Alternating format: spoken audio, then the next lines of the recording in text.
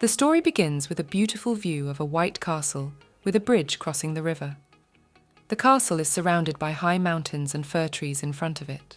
In the castle, on the veranda, a girl with long blonde hair and blue eyes, dressed in a snow-white dress, drinks tea alone at a table covered with sweets.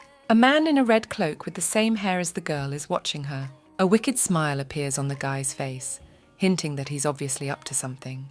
The teacup that the girl was holding falls out of her hands and shatters into many pieces. The girl starts coughing incessantly.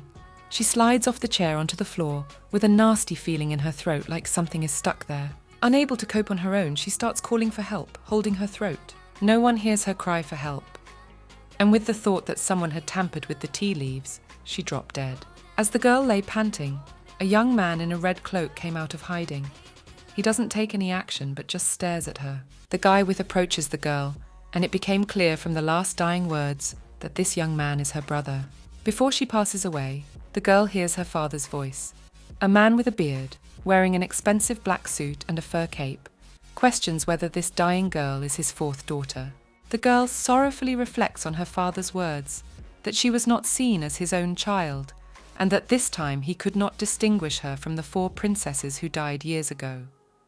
The mercilessly poisoned girl is revealed to be none other than Lisbela Baldemar, the 5th princess of the Baldemar Empire and the first holy maiden of Hela in 100 years. She was 15 when she died. After Lisbela has died, a little girl appears sleeping on the edge of a large bed. The girl wakes up from her sleep, opens her big blue eyes wide, and stares at the ceiling. The girl wakes up from her sleep, opening her big blue eyes with a yellow cast. Next, she slowly begins to get up from the bed standing on the marble dais. The girl wakes up in a gorgeous room with wooden furniture, red patterned carpets and high windows. She sits down on the edge of the bed and tries to realize what is happening, but the girl who just got up is having a bad time doing so. This little girl is the deceased Lisbela Baldemar. She examines her hands and tries to understand how she managed to bring back from the other world. Lisbela gets out of bed and notices a woman dressed in a maid's uniform in the doorway. The girl, with a surprised look on her face, wondered what was going on here, looking at the maid. The woman bows to the princess and gives her the information that the 4th princess passed away yesterday. Lisbela recalls that this event took place when she was 10 years old, which means after her death, she went back 5 years. The maid looks over and nods to the princess as if she's read her mind. She smiles grimly, as if telling the princess that she is next in line. The girl shudders at the thought that even after her return, she has been unable to put the frightening past beyond memory, and still feels the recent death, for it cannot simply be forgotten. All her misery began with one bizarre ceremony to pass her inheritance from one to another. Lisbela's father is King Lucifer, known as the Tyrant of Baldemar.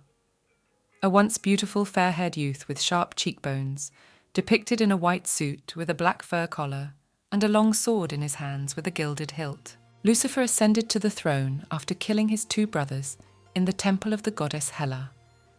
This is reported against the backdrop of the overgrown king sitting on the throne, wearing a black suit with gold epaulets and a red cape. By killing his brothers in the temple, who after the massacre lay all in blood and with swords broken in half in lifeless hands, Lucifer desecrated this sacred place and incurred the wrath of the goddess, who cast a spell on the king that slowly turned his body to stone. But 10 years later, a radiant image of a woman with long curly hair and a burning staff in her hand appeared to Lucifer, the oracle of the goddess Hela, who granted the prophecy. Only the strongest member of the royal family can save the accursed tyrant Balimar.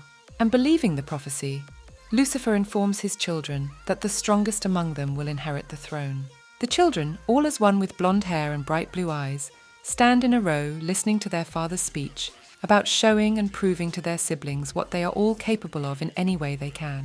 Among all the children stands Lisbela Baldemar, the king's 5th daughter, in a green dress, and agrees to prove for the sake of the inheritance that she is better than the other children. After the king has learned how to avoid death, a bloody war begins among the heirs to the throne for the title of the best. One night, one of Lucifer's daughters dies with a sword cut through her throat. The cause of her death was her brother, who also wanted to prove that he was the worthy heir.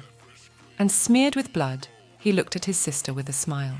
After one murder, the prince crept in the night into another room of the claimant. This room turned out to be that of Lisbela Baldemar, who trembled with fear, but her brother informed her that her turn had not yet come. They could not give up the right of inheritance, so the siblings killed each other just to survive. And while the remaining heirs sat together at the table, 3 brothers and 1 sister, the princess, instead of eating her food, was tearfully absorbed in her own thoughts. Instead of eating, she wondered if she would be alive tomorrow or die like the others. The brothers at this time were quietly eating their food on the table, not caring much about tomorrow, unlike their sister.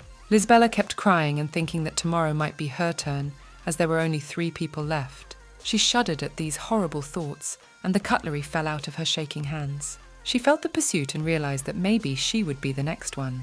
Events return to the present, and the princess, standing in front of the maid, scrolls through past events and accepts for herself that she does not want to spend another lifetime waiting for her own demise. And as she continues to ponder the fact that she is only a junior and uninfluential princess, she decides to resort to one method: pretend to be crazy. While Lisbela is lost in her thoughts, the maid is desperately trying to reach the princess. The woman's call reaches the princess, and she begins to smile, and Trace abruptly turns around and finally greets the maid, offering her a dance. But it's just a fake. Lisbela realizes it's just a lucky escape from death. The maid cannot understand what is happening, and with surprise and a kind of fear, watches the princess, stammering, trying to call her, while she ignores the woman, begins to hum a song. Lisbela continues with what incomprehensible joy of jump dancing and keeps singing a strange song.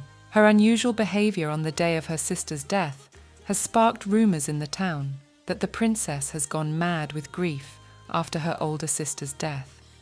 People whisper amongst themselves, spreading the rumor further and further throughout the town. In this way, Lisbela caused the effect that none of the brothers considered her a rival anymore. In the past, she had received words wishing her death and that she was a disgrace to the family. The princess smiles, realizing that thanks to such an ingenious plan, everything will change for her from this moment on. She keeps wagering crazy and runs out in the middle of the night without even changing her clothes after sleeping barefoot outside in the rain. With her impeccable acting and ability to imitate animals, she misleads all the maids who are desperately trying to calm the princess. So Lisbela gets her way. She turns 19, managing to overtake the age when she died 4 years earlier. Later, in the ballroom, the people there begin to spread the news that Princess Baldemara will appear at the ball. Gentlemen in expensive attire discuss an incident in which a princess climbed a castle wall covered with keys and vines and nearly died, yet not a single scar was left on her body. While people were discussing the princess, her brother listened and laughed to himself while holding a glass of red wine. The heavy and tall ballroom door opens with a loud sound, creating a strong flow of air. A princess with a beautiful wreath of white, red and yellow flowers on her head looks out of the door. All the people in the room turn around and look at Princess Lisbela with surprise on their faces. There is complete silence in the large room. The princess walks out of the door and smilingly looks at everyone at the ball. And with developing gorgeous hair and wearing a delicate pink dress with flowers around the edges, walks into the hall. Lisbela's legs are bandaged and her feet are in mud. She decides to stop. First, it's as if she's surprised that all the people were in the ballroom the whole time. And then she suggests we go to the moonlit garden together. Princess Lisbela strides confidently forward through the ballroom with bandaged feet. Across from her, King Lucifer sits on his throne, with his butler standing next to him on his left side. The father watches with a calm face, and at that moment he is informed that the princess is behaving strangely again. However, the king replies to leave her alone, but the butler does not understand the king's reaction. Lucifer explains that the reason for his indifferent reaction to his daughter's strange behavior is that she may be the last surviving child, and so he can't just kill her. He smirks and thinks to himself that it all really doesn't make any sense. Sitting on his throne, legs spread wide, the king tells the butler that he can't wait to see what his daughter will do this time around. The ballroom is built very grand, with chandeliers hanging from chains, columns around the edges. There are red long curtains, and in front of them a throne to which a long staircase covered with a red carpet leads. Princess Lisbela is approaching her father, walking on this long carpet. She looks up and informs her father that she really wants to dance for him. The king leans on the armrest and smilingly consents to her dancing for him. Lisbella begins to twist from side to side, spreading her arms underneath her, creating a slight wind around. As she dances, she hums her strange song about the moonlit garden, which she made up herself. The girl's hair flutters in different directions. The people in the ballroom look surprised at the princess's dance and whisper among themselves. As Lisbella dances, she is looked at arrogantly by one of her fair-haired brothers, whose costume is decorated with a large blue stone. The princess continues to twirl, dance and sing her song about the moonlit garden without paying attention to anyone. Princess Lisbella's second brother, like the first, is also watching with an evil smirk. Suddenly, the bandage on her legs comes undone, and she notices it and resents it to herself. Lisbella quickly leaves the hall and runs to her room. She touches her throbbing legs, which are covered with many abrasions. Surprisingly for her, they hurt more than she thought. Tears roll down the princess's cheek at the pain and tingling in her wounded wounds. The princess throws the bloody bandage far away, leaving it lying by the red couch, and leaving bloody footprints behind her, ran to the rose-petal pool. She sits down on its edge with her legs down, and the thought pops into her head that pretending to be crazy is much more tiring than she thought at first. The events return to the moment when Lisbella, in order to avoid suspicion, decides to hang on the castle wall. The girl replayed these memories in her head. She paddled among the thorny plant, clinging to a ledge on the wall, wearing a lavender-coloured dress. At that time, people gathered around her, exclaiming that it looked like the princess was really going to die this time. People were pointing their fingers at Lisbella and gathering as many people as possible to see what the princess was doing. The girl's face could not be seen by the others, so she scoffed at the situation and thought to herself that the people standing below would continue to pour mud on her, because that was how her lies were reinforced. But suddenly, one of the princess's feet slips sharply off the ledge, making her position very difficult. Lisbella finds it difficult to hold on to the wall, which causes her other leg to slip behind her hand. This startled the princess. Meanwhile, a crowd of onlookers and 2 guards continue to watch the situation, and having lost all her strength, the last arm, thanks to which the princess was holding onto the wall, is torn off, and the princess with a scream flies into the thorny shrubbery.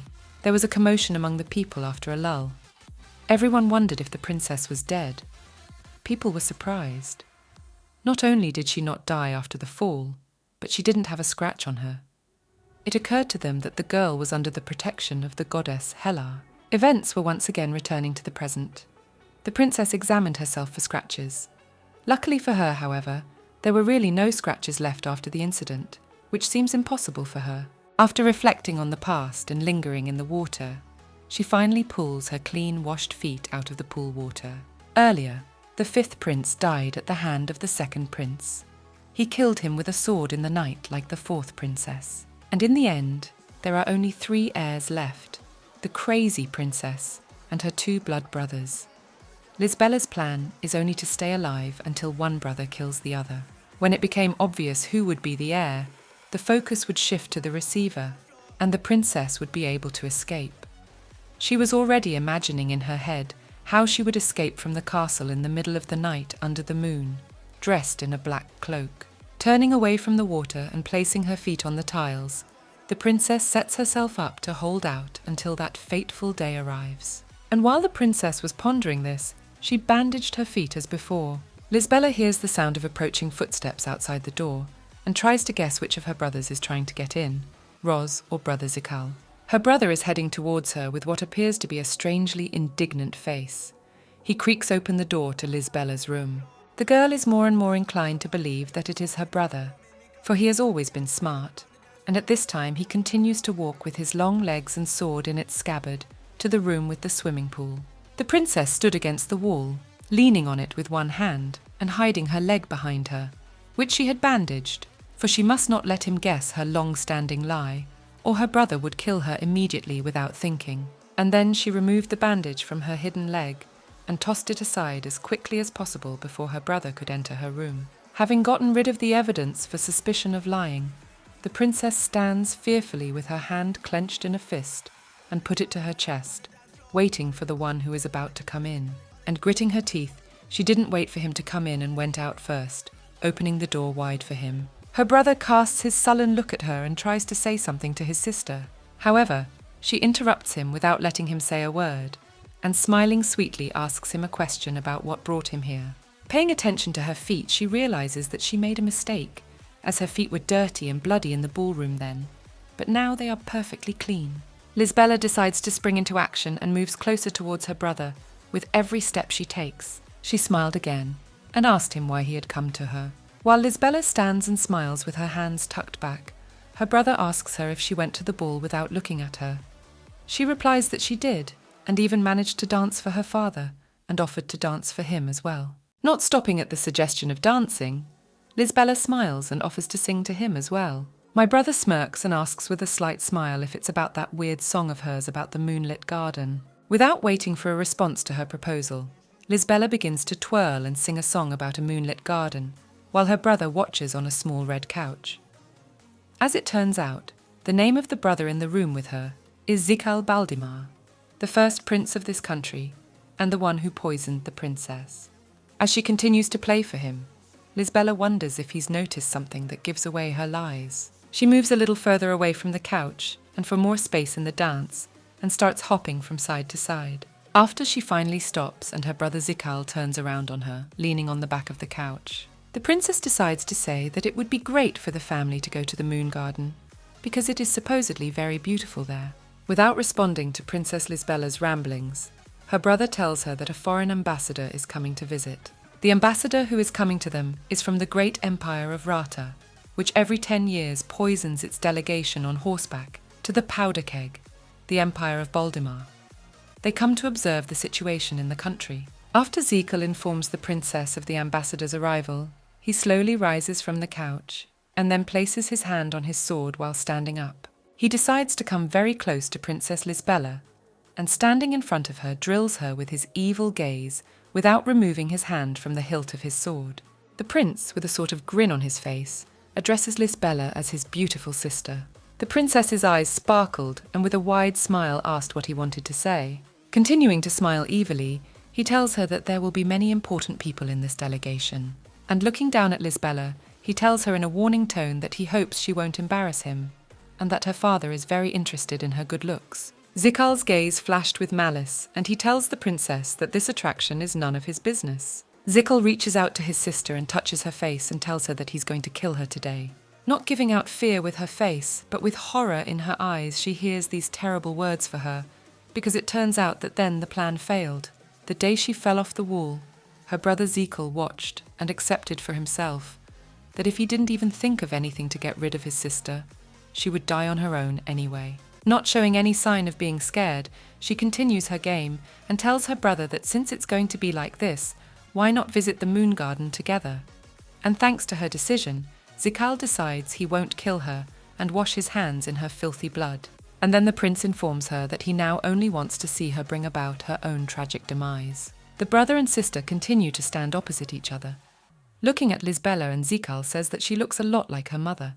Looking at her sister, he is reminded of her face every time he looks at her. The princess stands and ponders why and what brother Zikal wanted to say, as she only knew about her mother that she was an ordinary dancer.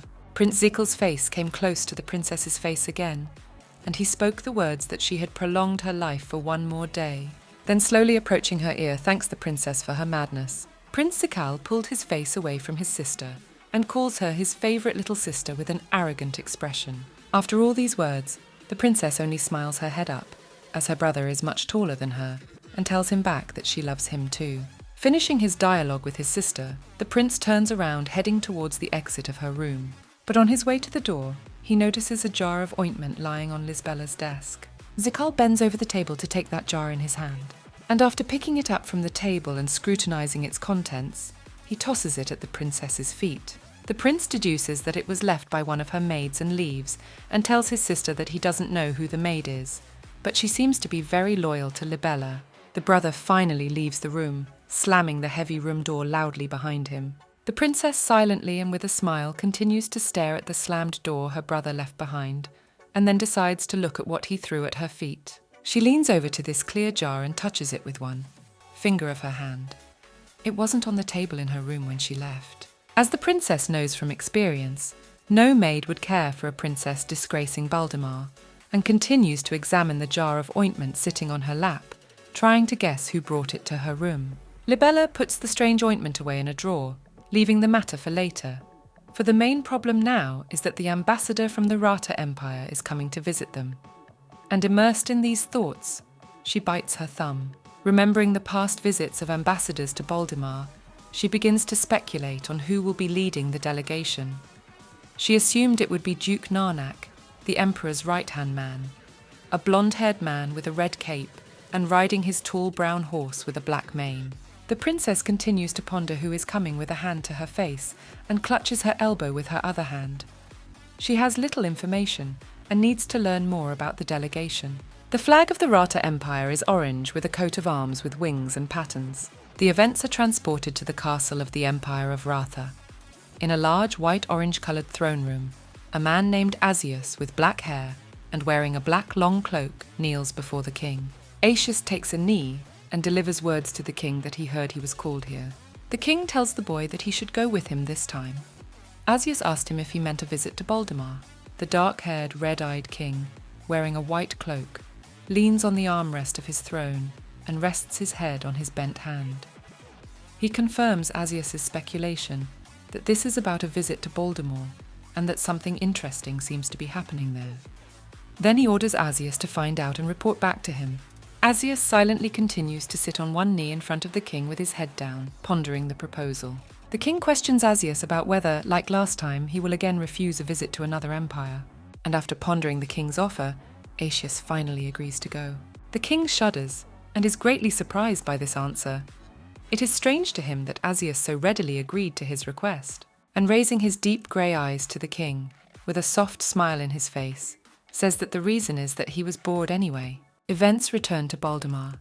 In a sunlit garden with trees and a fountain in the middle, there are cries of new information. The three maids are discussing among themselves the news that a mage from the Rata Empire is on the delegate list. And while the maids are discussing this information, behind the wall watching them is Princess Lisbella in a yellow dress, who needs to find out all the information she can about the delegation. The princess peeks out from her hiding place to hear the maids' dialogue as best she can. They wondered how a country far from magic could interest such a big shot as the mage from Ratha. And Baldemar's story is that a nation of warriors honouring the goddess Hellar does not train wizards. Anyone who shows a talent for magic in Baldemar is sent to Ratha. That's why the word wizard is foreign to the princess's state. The princess looks sadly at the sunny sky and ponders why the great magician is coming to Baldemar. Lisbella walks through the green garden and reflects on the fact that when the delegation arrives in the country, all eyes will be on the ambassadors and the appointment ceremony will be postponed because of the meeting of foreign guests. The princess walks on and with a blank stare realises that either the arrival of the delegation will set her up for failure or present her with a chance for survival. The rumour of the arrival is spreading more and more among the maids.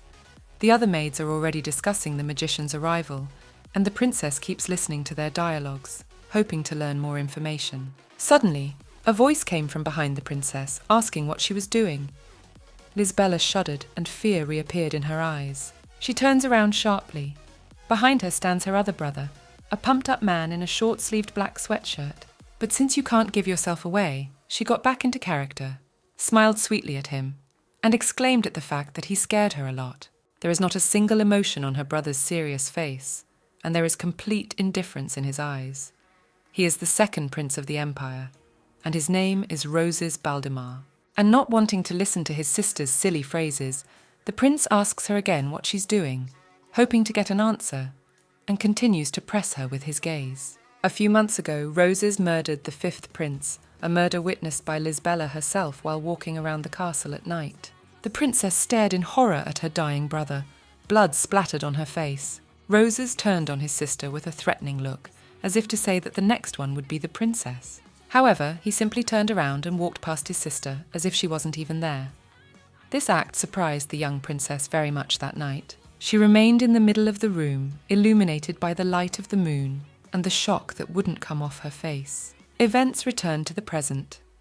Lisbella asks her brother, with a chuckle, a rhetorical question about the fact that there are places in the house that she is not allowed to visit, because it is her house too. The brother looks at his sister, looking out from behind the column, and reproaches her for eavesdropping, and for not doing so. In response, he gets an explanation from his sister that she is not really eavesdropping because she has already heard it all, and points out to him again that this is not only his house, but also hers. Continuing to glance over, Lisbella ponders his sharp gaze that sees through her opponent, and she can't relax for a moment. Roses informed his sister that his father had asked him to come over tonight. Continuing her acting in front of her brother, the princess glows with happiness and dares to assume that her father is calling her to him because of her favourite dance at the ball. The princess is delighted that she was able to cheer up her father, as she supposedly thinks she did. Looking away, the brother replies to her that he doesn't know if that's really the case. The princess, standing against the wall, is thinking about how strange her brother is today, as he is more talkative than usual. And passing by her sister, Roses warns her sister to be careful as she has made a bad decision. Leaving Lisbella alone with her thoughts, her brother left. His words surprised the princess greatly. She thought that such words were inappropriate for a mad sister. She thinks that Roses has caught her in a lie, and to make sure that she is really crazy, she starts laughing madly and beating against the wall in front of the maids. Lisbella returns to her room and begins to smash and throw things, while the maids try to calm the princess down by blackmailing her, pointing out that if she continues to behave like this, she will not be allowed to go out into the garden. This is followed by the princess pointing a shard at a maid, demanding that they take their hands off her. She reminds them that Roses killed Isaac, the fifth prince, because he was too bold, and they know it. The princess holds a shard closer to the throat of another terrified maid, and warns her that if she is insolent to her again, she will send the maid to hell like Roses did to his brother. There is a sepulchral silence in the room. Things are scattered everywhere, and the princess's strange prank is being watched by the other two maids holding the things they brought to Lisbella's room in their hands. The princess grew bored of playing with the poor maid's fears, and she tosses aside the shard and kicks a nearby shoe away from herself. Lisbella silently turns away from the maids as they choke on their fright in tears. Princess Lisbella is heading for the exit of the room, while the maids try to stop her, but to no avail. The princess's legs hurt a lot. She remembers the ointment that was left on her table recently, but she realizes that she can't use it because she doesn't know who it's from and doesn't know if it contains poison. The princess is walking down the corridor, her brother's words that she made a bad decision not getting out of her head. She strains to remember what made him say that, what she shouldn't have done, whether it was entering the hall without permission or dancing in front of her father. Her mind also replayed the moment when the first prince informed her that he was going to kill her today, and his words comparing her to a mother. All of this was beginning to bother the princess a lot. Lisbella's eyes fill with sadness as she realizes that Roses is beginning to guess about her lies, but at what point he realized it she unfortunately does not know. Lisbella's eyes are filled with sadness as she realizes that Roses is beginning to guess her lies, but at what point he realizes it she unfortunately does not know. All the frightening phrases and faces of her older brothers run through Lisbella's mind, and afterward she recalls the image of her father before her death 4 years ago, when she was poisoned by her brother Zikal.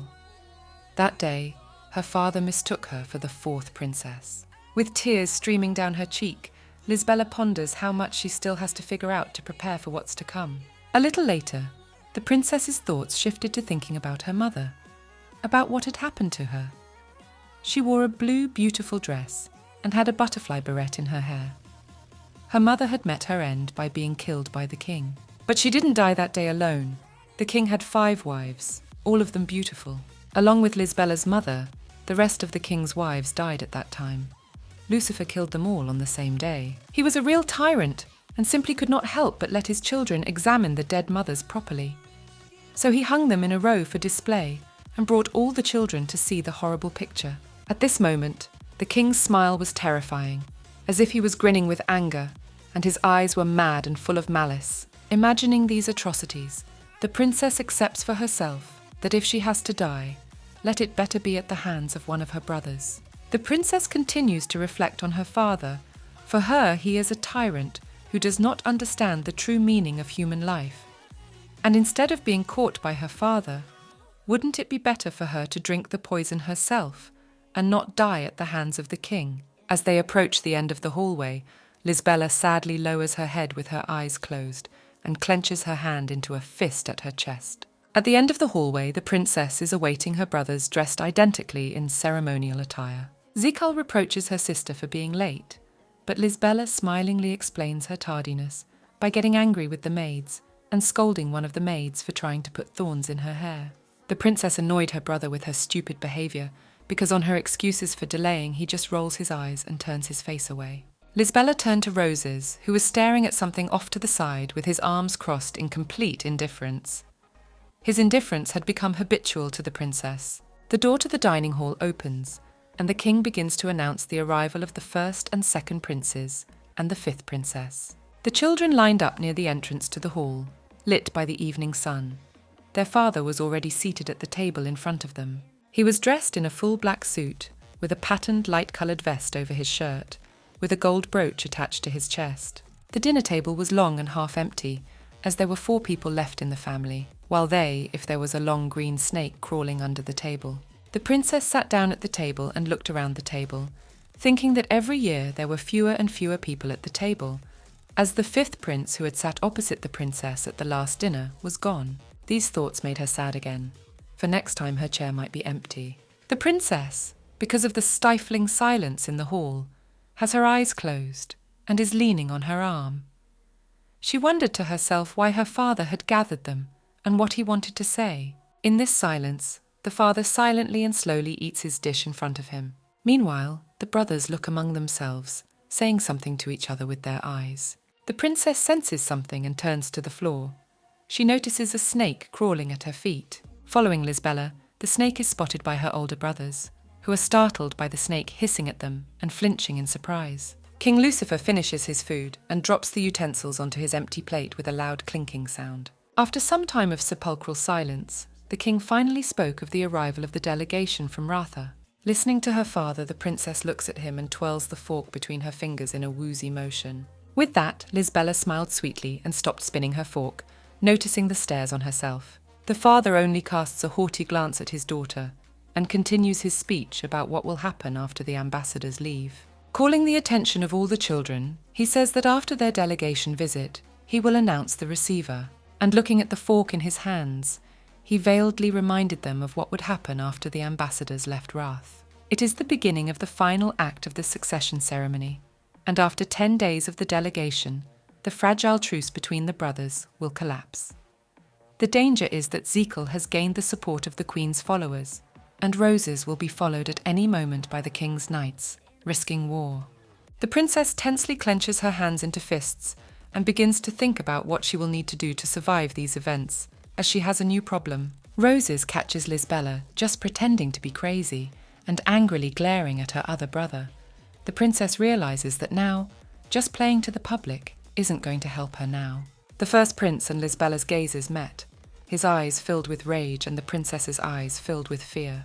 At the end of the feast, the father orders the brothers out of the dining hall and leaves them alone with the 5th princess. Zikal gets up from the table, hiding his hands behind his back, and tells his father he is leaving. At that moment, Roses remains silently in his seat. The first prince leaves the dining hall, and only the father, the second prince, and the princess remain at the table. His father turns to Roses and gives him an evil talking look, suggesting that he should leave too. The prince does not get up at his father's request, but decides to ask him if there is such an important reason to hand over the throne. The father, with an indifferent look, answers his son that his death is not far off, and that is the reason for the urgent transfer of the throne. While her father was talking to her brother, Lisbella noticed that it was impossible to tell from her father that he was dying. Because his movements were so natural, no one even thought the king had a problem. After explaining to his son the reason for handing over the throne, Lucifer turns to Roses again and asks him again to leave the room. The prince glanced at his sister sitting next to him before standing up. She even thought that his brother had gone crazy because he didn't listen to his father at all.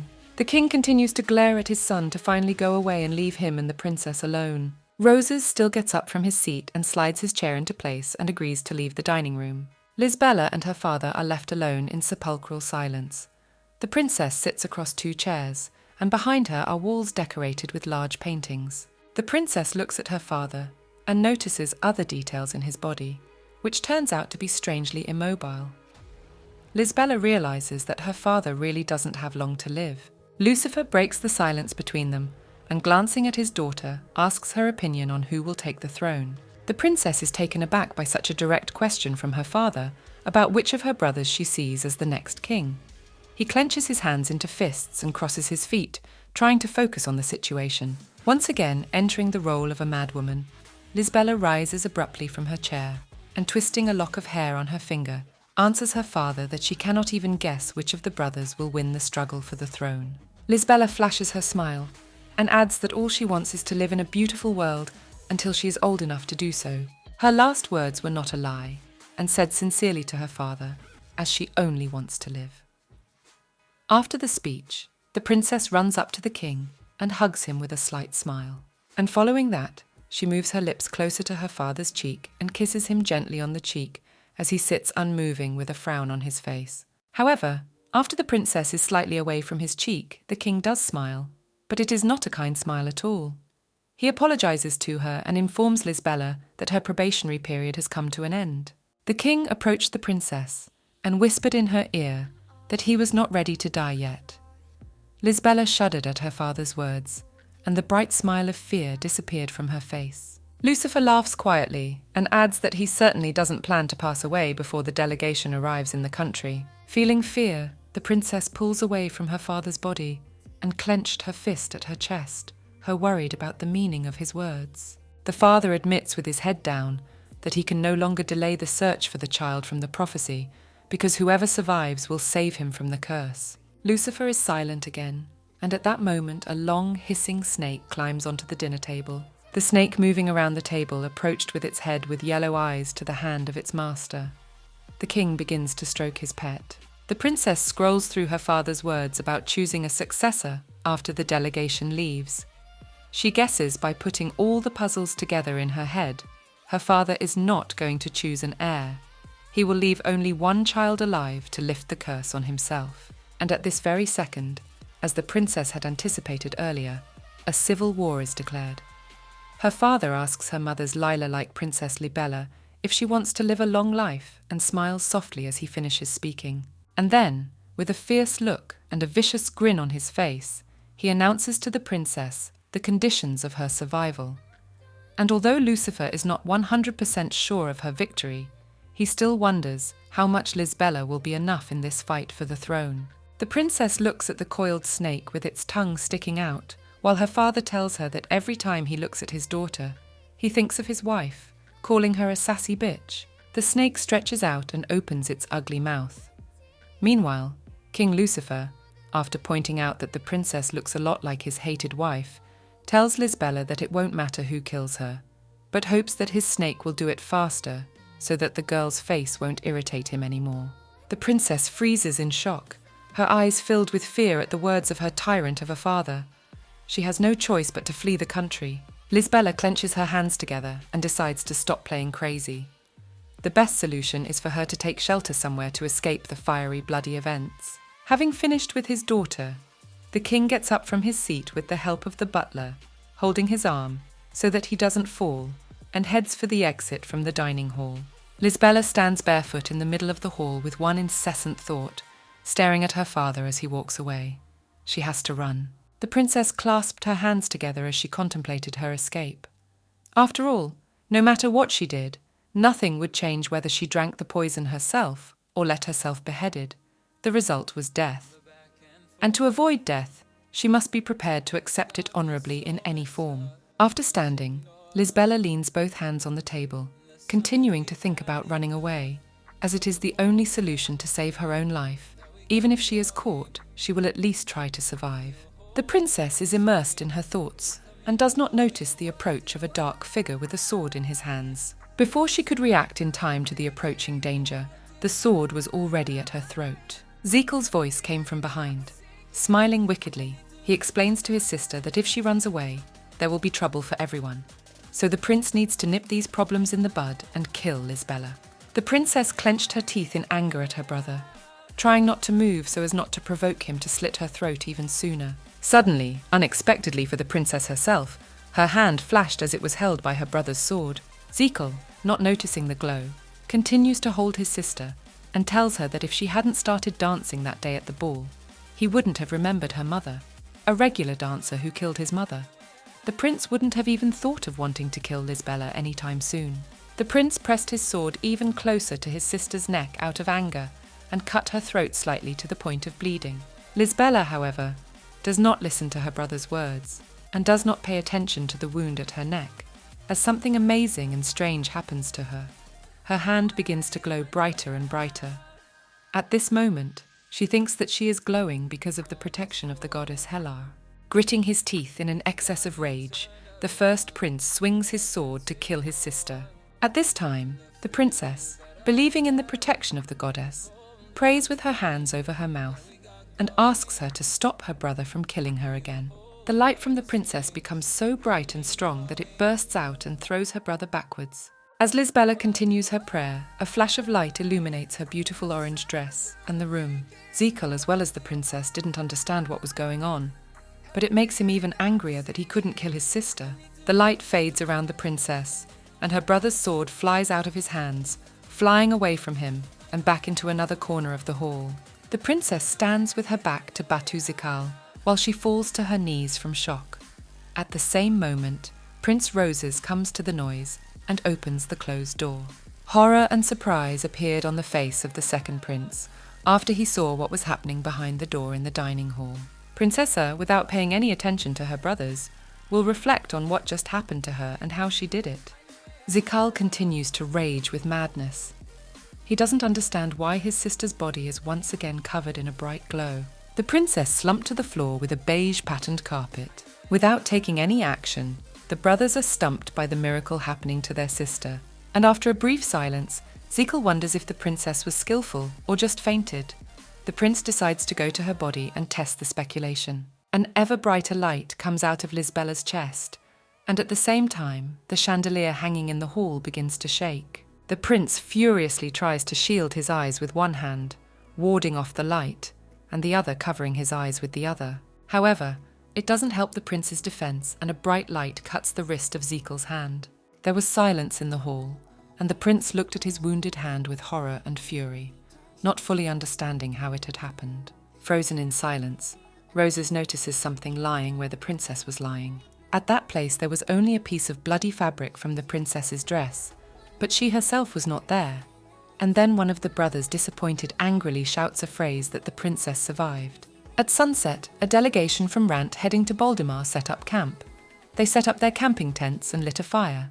The people of the delegation discuss at the evening meal among themselves an unexpected event, all wondering why the wizard has joined the campaign for the first time.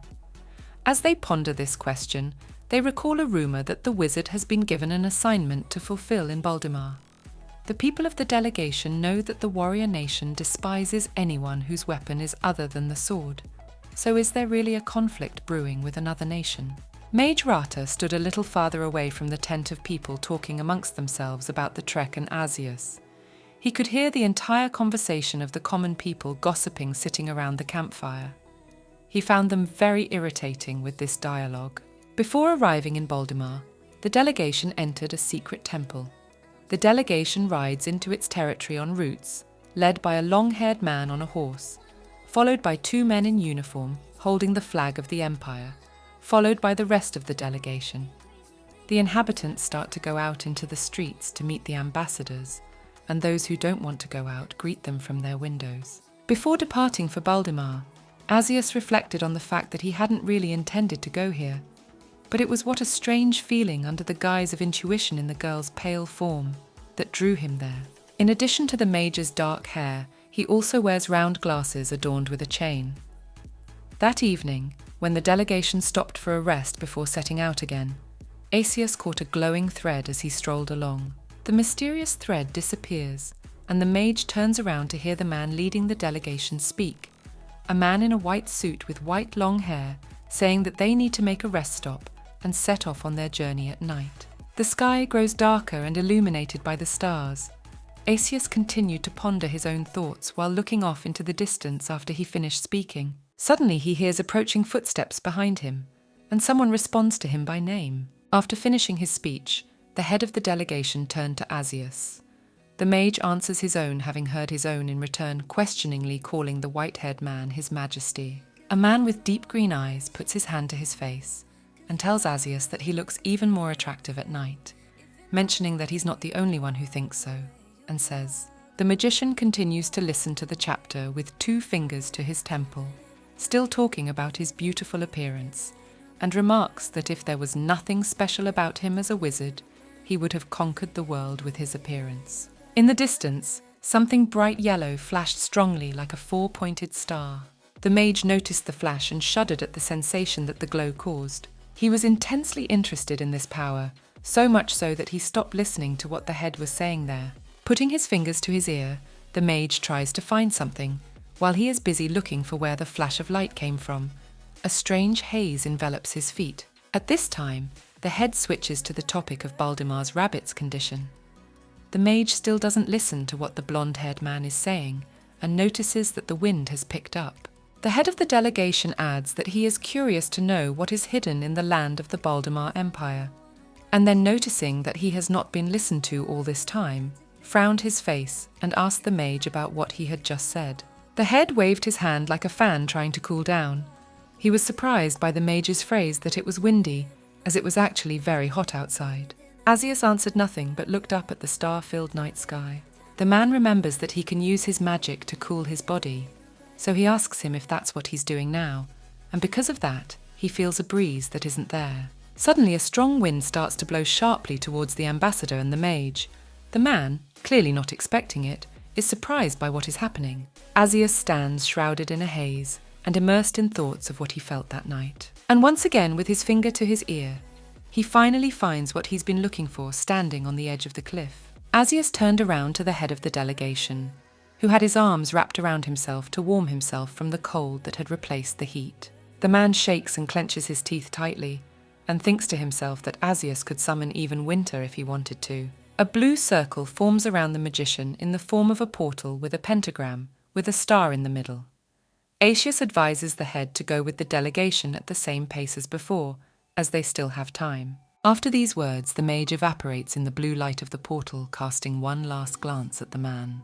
The head of the delegation and desperately trying to stop Asus, and shouts after him the question of how they will go on if he is not there with them. The man couldn't stop him, and the magician finally disappears from the place, leaving behind him a blue, bright light in the sky. In silence, moonlight illuminates the stone city of Baldimar's empire. As suddenly, the ground suddenly shook loudly, interrupting the city's nightly calm. One of the people wakes up from the noise and runs out of his house, trying to find out what is happening, and whether it is a simple earthquake or something else. The ground has stopped shaking, and the Baldimar family castle is illuminated by a bright yellow light coming from the sky. The town is in an uproar. People are wondering what is happening. Some suggest that this light over the castle is due to a fire in it, but one of the people denies it, saying that it is not a fire at all, just the ceremony of handing over the throne has begun. 2 men are laughing and discussing who will be the winner in this fight.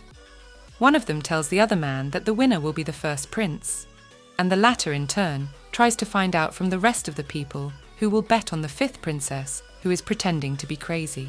There is even more noise in the street, people talking and laughing while drinking beer in large wooden mugs, and at the same time, a magician passes among them under the general commotion. Asus reaches the end of the street and stops in front of a dark alley, sensing something. He decides to go in there, walking around in his pointy black boots. The princess moved from the dining hall into this alley, causing a flash over the castle. Lisbella lies on her side, glowing like a firefly. Asus walks up to the princess, smiling softly, realizing that this is what called him to the city. Then he decides to get down on one knee to get a closer look at the girl. And following this action, he picks her up and carries her out of the alley, happy that he has finally found the daughter of the goddess Hela. The princess slowly opens her eyes after a strange long sleep.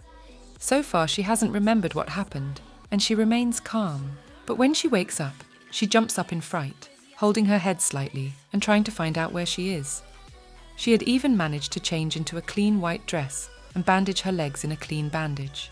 Remembering the strange light coming from Lisbella, she scrutinizes her hands with horror, as if wanting to see the yellow light again, but sees nothing. Then the princess remembers that just before she began to glow, her brother Zekel brought a sword over her head. But Lisbella doesn't understand why her head is still there.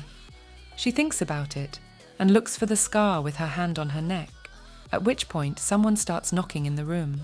Looking around the room, the princess is trying to figure out if she's in the castle or on the top floor of the East Tower. She walks along the wall, heading to another part of the bedroom. The princess thinks it's not a tower at all, as the doors to it can't be opened without her father's permission. Lisbella reaches the window in the room and pulls back the curtains slightly to look at the view from the window to get a sense of her location. She examines the view from the room window and realizes it's only from the top of the tower, so it's questionable how she got here. As the princess opens the window, a loud voice behind her asks her not to touch the latch. The princess turns her head sharply and sees behind her a tall man in a dark blue suit looking at her. He approaches Lisbella's ear, leaning one hand on the window door and warning her not to open the window as her power will come out and she is still out of the princess's control. At this time, the princess gazed admiringly into the face of the mysterious man. At that moment, he was not wearing his glasses, so he could clearly see every detail in his face. They glance between each other. The princess can't take her shining eyes off his perfect face. The princess concludes that his face is incredibly beautiful. The princess shook her head, trying to get rid of the thoughts of the mage's appearance, since she didn't have to worry about it at the moment. The princess clenched her hand into a fist, shouted at the man asking him who he was and where they were now. Asus turned his head away from the girl's face, starting to dodge the question he was asked. The princess is angered by his reaction and response, and clenches her teeth in anger and rebukes him for not responding. He replies that he doesn't know who she is either, and asks her not to ask each other difficult questions. Lisbel does not understand why he is not interested in finding out who she is. The mage put his hand to his face and looked down at Princess Isabella's feet, the blood from her feet once again staining the bandages she had tied up not so long ago. With some concern, he looks up at her and holds up a hand so she doesn't move forward, telling her that he should have asked her not to move because of the wounds on her leg before he left the room. The princess clenches her hands into fists and presses herself against the wall, screaming for Asus not to touch her. The magician does not react to this request from the princess, and with a look filled with indifference and calmness, continues to pull his hand towards the princess. Asus waves his finger using magic, and then his hand is enveloped in a haze like trace after each of his magic. At the same time, the princess looks at him with a surprised look, and not understanding what just happened, decides to ask the man about it. The magician does not answer the question of the girl he does not know. His glasses with a chain are back on his face. Asus apologizes to the princess for having to put on his glasses earlier. Princess doesn't understand why a man would do that on the spot. The princess is a little angry that her glasses don't show the beauty of the man standing in front of her. He raises his hands to the princess to see if she's okay, and explains to her that he has no weapons or intentions of attacking her. Then looking away from Lisbella, he tells her he's getting a little worried now. The princess thinks with sadness in her eyes as her wounds begin to blister. Suddenly, Asus grabs her waist and pulls her close to him. They look at each other without averting their gaze. Following this, Asus grabs the princess and lifts her into his arms. Lisbella begins to twitch and flail her fists and legs, demanding that the mage release her immediately. Asus looks at the princess in surprise, ignoring her request. He asks the princess why she can't allow a little liberty to her rescuer. The princess is shocked by these words and the mage's actions and continues to look at him with a different look, opening her mouth to say something. But before she could utter a word, the man sits the princess on the bed.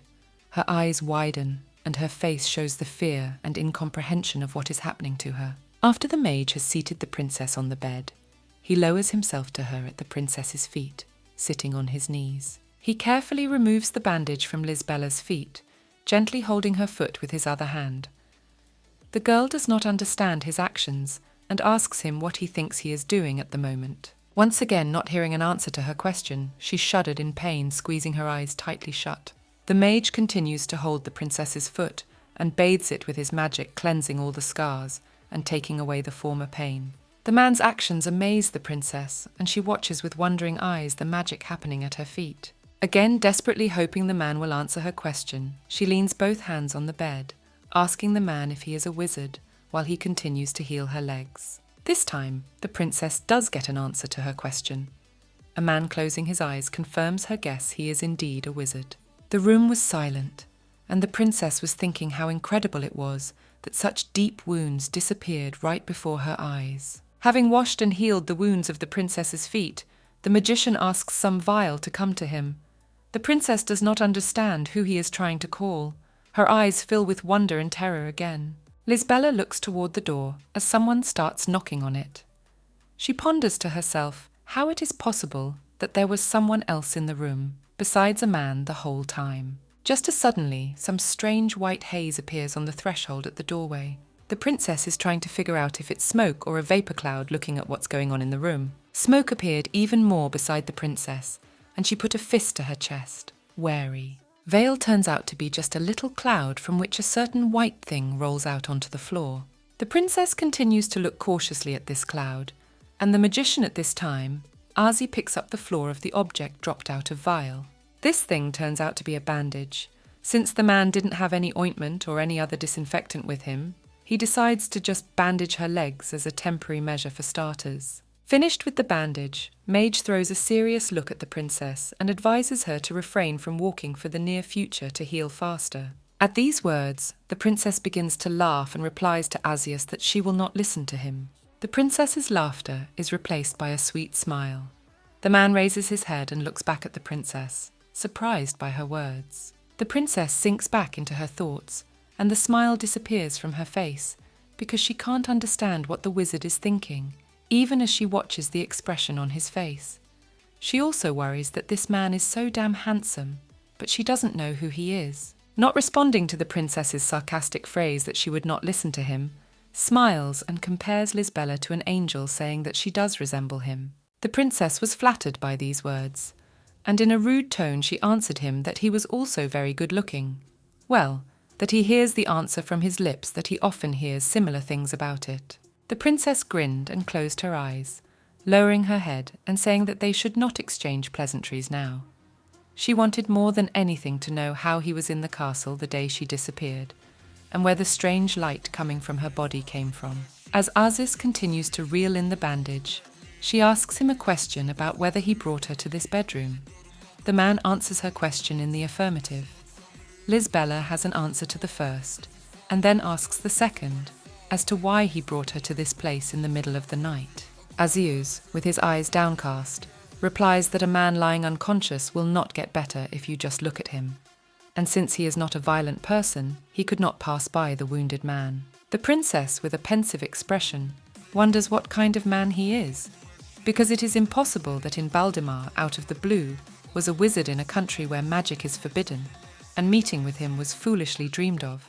Her eyes widened as it became obvious to her that this man was not a resident of Baldemar at all. He had come with a delegation. Lisbella changes her body position and bends over to the mysterious man and tells him her guess that he is the wizard of the Rata Empire.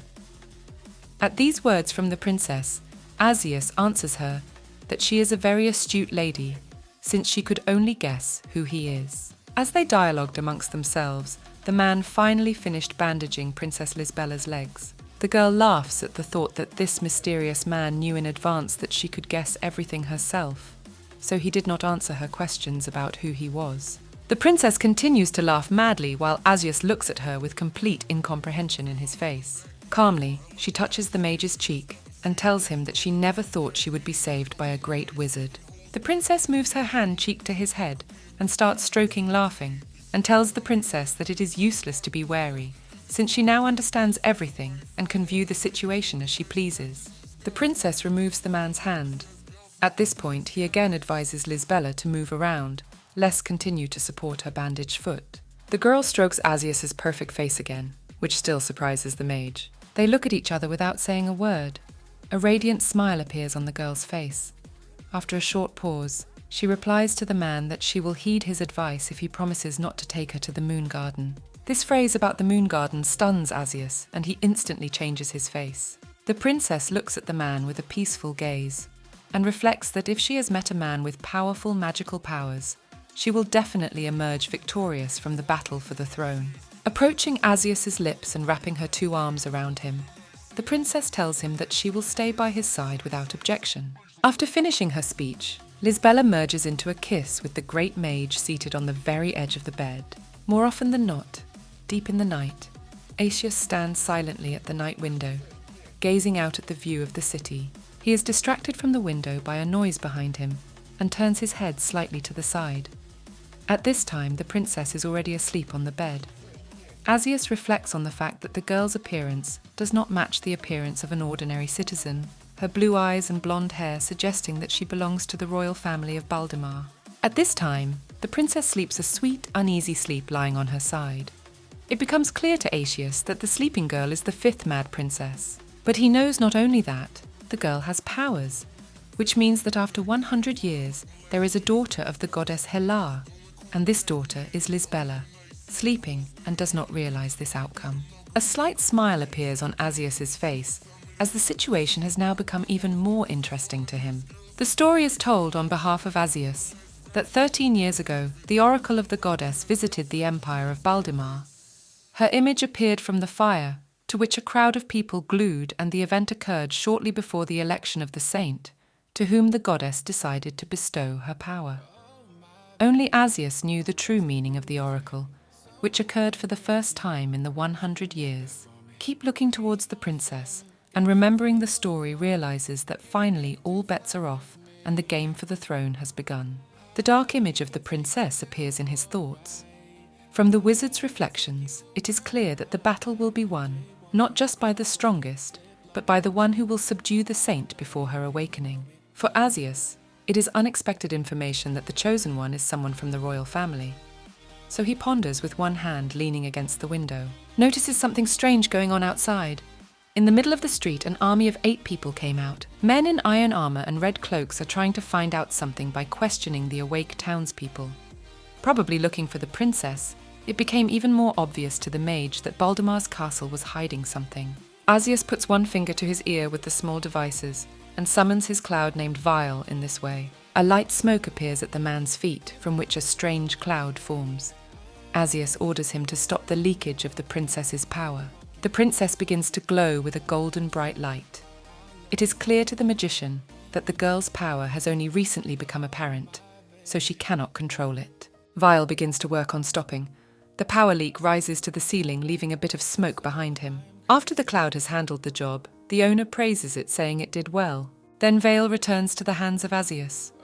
The magician turns to the cloud and tells him that it was able to lead him to the saint, and why he cannot give the princess to anyone, even if she did not ask for this protection. Turning his back to the window, the mage heads towards Isabella's bed. She, in turn, continues to sleep soundly with her hand on the edge of the pillow.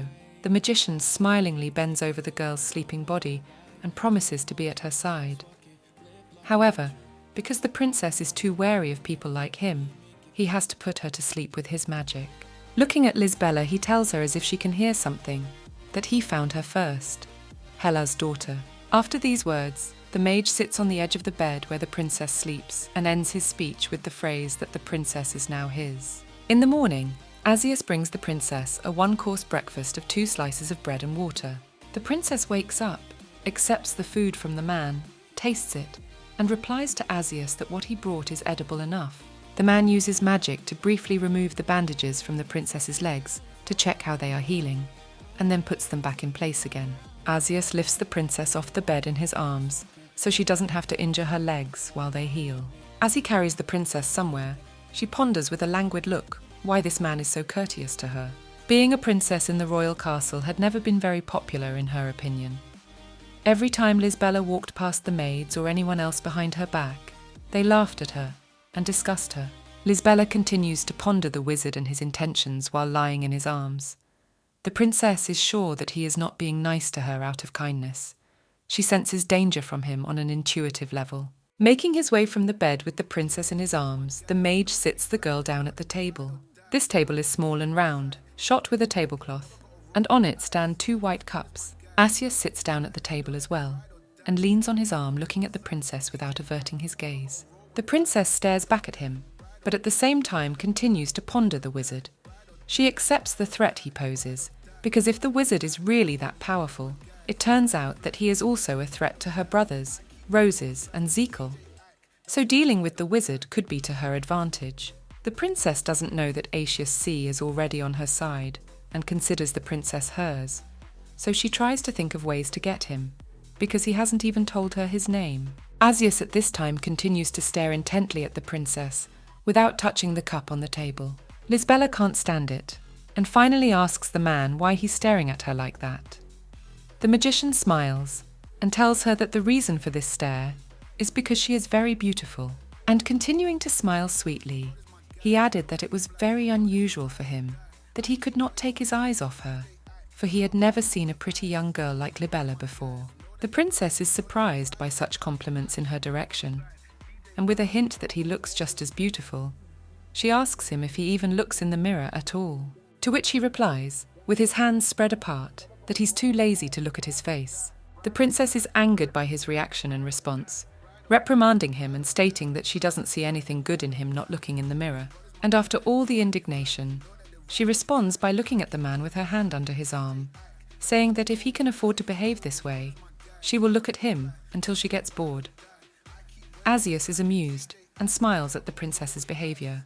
The man admiring Lisbela mutters to himself that the princess is truly magnificent. The princess hears these words about her. She is surprised and does not understand why the wizard does not respond to her provocations in return. Asus continues to admire the girl sitting in front of him. He is enchanted by her beauty. At this time, he extends his hand to the princess. The man touches the girl's cheek. At that moment, the princess's eyes widen in surprise. She flinches as the man grabs a white strand of hair from her face for some reason. The man begins to twist the strand in his hand. Lisbela looks at Asus with her piercing gaze and thinks that the only words that have come out of the man's mouth for 3 days have been words of admiration for her unusual beauty. She sort of understands why he said all those words, but she can't believe it, and thinking that she must be really crazy if she dares to ask him whether the wizard feels sympathy for her, because if he does, it'll be even easier for her to make him her ally. After thinking it over, the princess smiles.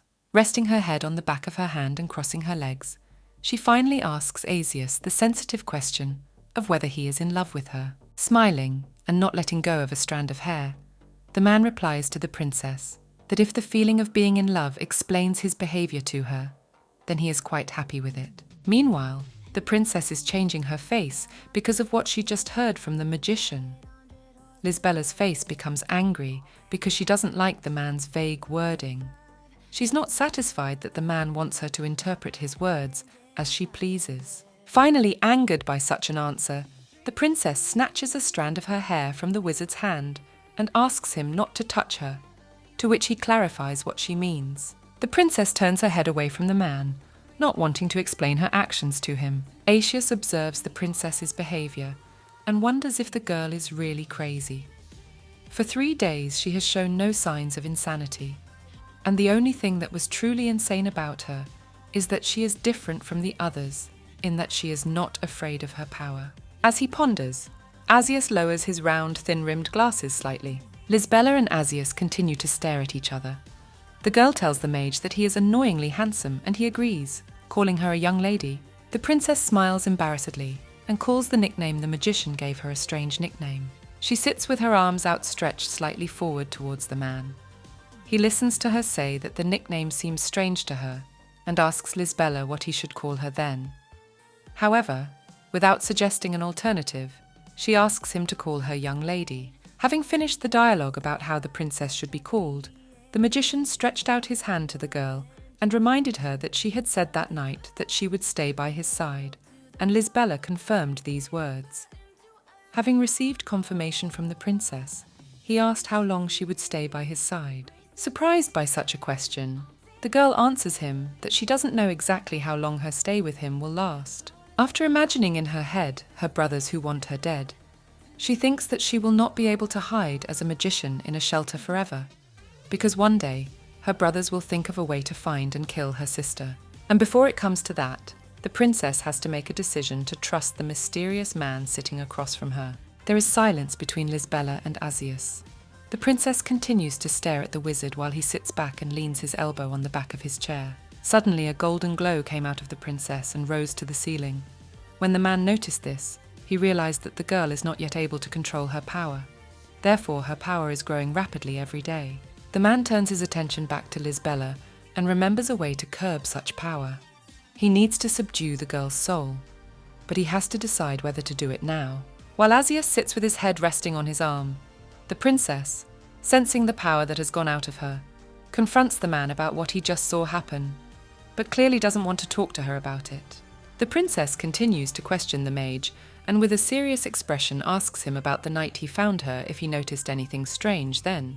Pretending he doesn't understand what the princess is talking about, he asks her a follow-up question about what she calls strange, to which Lisbella replies that she means that mysterious golden glow. Asus smiles slightly and carefully removes his glasses from his face at that moment. He slowly places them on the table, while the princess watches his actions questioningly. After Asus placed his glasses on the table, he pushed back with a creak the chair he was all seated on at the table. The princess still continues to silently watch the man's actions as he pushed his chair away from him and stood up from the table, leaning on it with both hands. After that, he moves away from his seat and approaches the girl with his body, while the princess, on the contrary, moves a little away with her body, pushing away from the edge of the table. Asus leans even closer to the girl, and waiting for the moment, stops close to her lips. Lisbella asks him what he wants to do. The man responds to the girl's question with an action and kisses her sharply on the lips, pressing her back with one hand. Lisbella, not realizing what is happening, does not move away from the man, but her eyes remain open and rounded at such an unexpected turn of events. 26. As she kisses him, she realizes that this time he is not ordinary. With this kiss, it's as if he's consuming her consciousness and she can't move. Trying to subjugate her consciousness shackles her soul. The girl in her consciousness is chained to her hands and feet. This moment, the princess realizes that what is happening to her is subjugation, but why she needs it is unclear to her. This moment, all her instincts are awakened at once. And when she realizes what is happening to him, it's as if she breaks the very chains that bind her soul, as she does not become someone else's property. She belongs only to herself. The man tries to subdue her power and pulls away from the girl's lips. Asus tells the princess that he expected the princess to retaliate and that he was not even surprised. The princess replies that he wasn't surprised last time either. At the same moment, she is thinking to herself that if she had just a little more, she would have been in danger. And it's obvious that these targets are there for a reason. I won't be called upon to shackle what's inside her. The princess smilingly tells the man that it's over, an eye for an eye, and there will be no repeat. Asus turns his head to the side and asks the princess if that's the end of it, to which he gets a reply from Lisbella that it doesn't belong to him. The man felt a chill coming from her, and is trying to figure out what she means by that. Crossing her arms at her chest, she looks at the mage with a sidelong glance and replies that she has never given herself to him. Even if she has never been allowed to do as she pleases, she is no one's object. Hearing these words, Asus smiles with his eyes closed and tells the princess that her words sound good.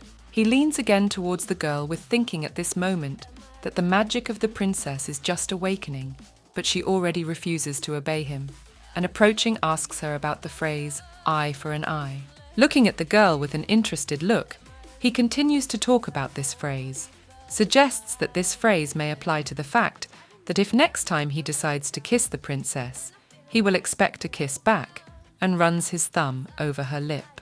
The girl replies that he will very patiently have to wait for an answer, and smiling moves his hand away from her lips. They stood opposite each other a little away from the small round table with cups on it, from which they never drank anything, as they were engrossed in conversation the whole time they were sitting there. In the girl's eyes there is a certainty in her actions and thoughts, so she now knows on an intuitive level that this man in front of her desires her. As the dialogue continues, Asus decides to ask the girl what he should do to get her to give him her kiss again. Lisbella twirled a strand of hair, and with a slight flirtation, without immediately answering his question aloud, suggests that it seems to her that the man has many other things he wants to do with Lisbella, besides kissing, to which Asus answers her in the affirmative. But in order to give him a chance for a kiss and another, the girl asks the wizard to answer her recent question, whether he saw her, but that similar golden glow the night he found her. The princess stands in front of the mage and puts a hand to her chin, pondering his answer, then sharply grabbing him by his shirt and pulling him to him, while asking him if he knows anything about that golden glow. Lisbella's deep blue eyes seem to sparkle at that moment. While the princess was holding the man's shirt, trying to find out information, The man, immersed in her mirrored gaze, noticed his reflection. Immersing himself in her gaze, Asus admires the girl's beauty so much that standing in front of her all softened. A man considers the princess, her bright appearance, so she is for him an ideal and charming woman that the eyes cannot take away. And any man would desire this girl. She is a very charming woman, any man would desire her. Suddenly a terrible memory from his life comes into Asus's mind, which makes him shudder and his pupils shrink. A magician kneels on his knees before the oracle of the goddess Hela. She prophesies a future in which a man will love her daughter, and therefore he cannot defeat the goddess. Plunged into the darkness of his thoughts, he becomes convinced that the daughter of Hela is before them.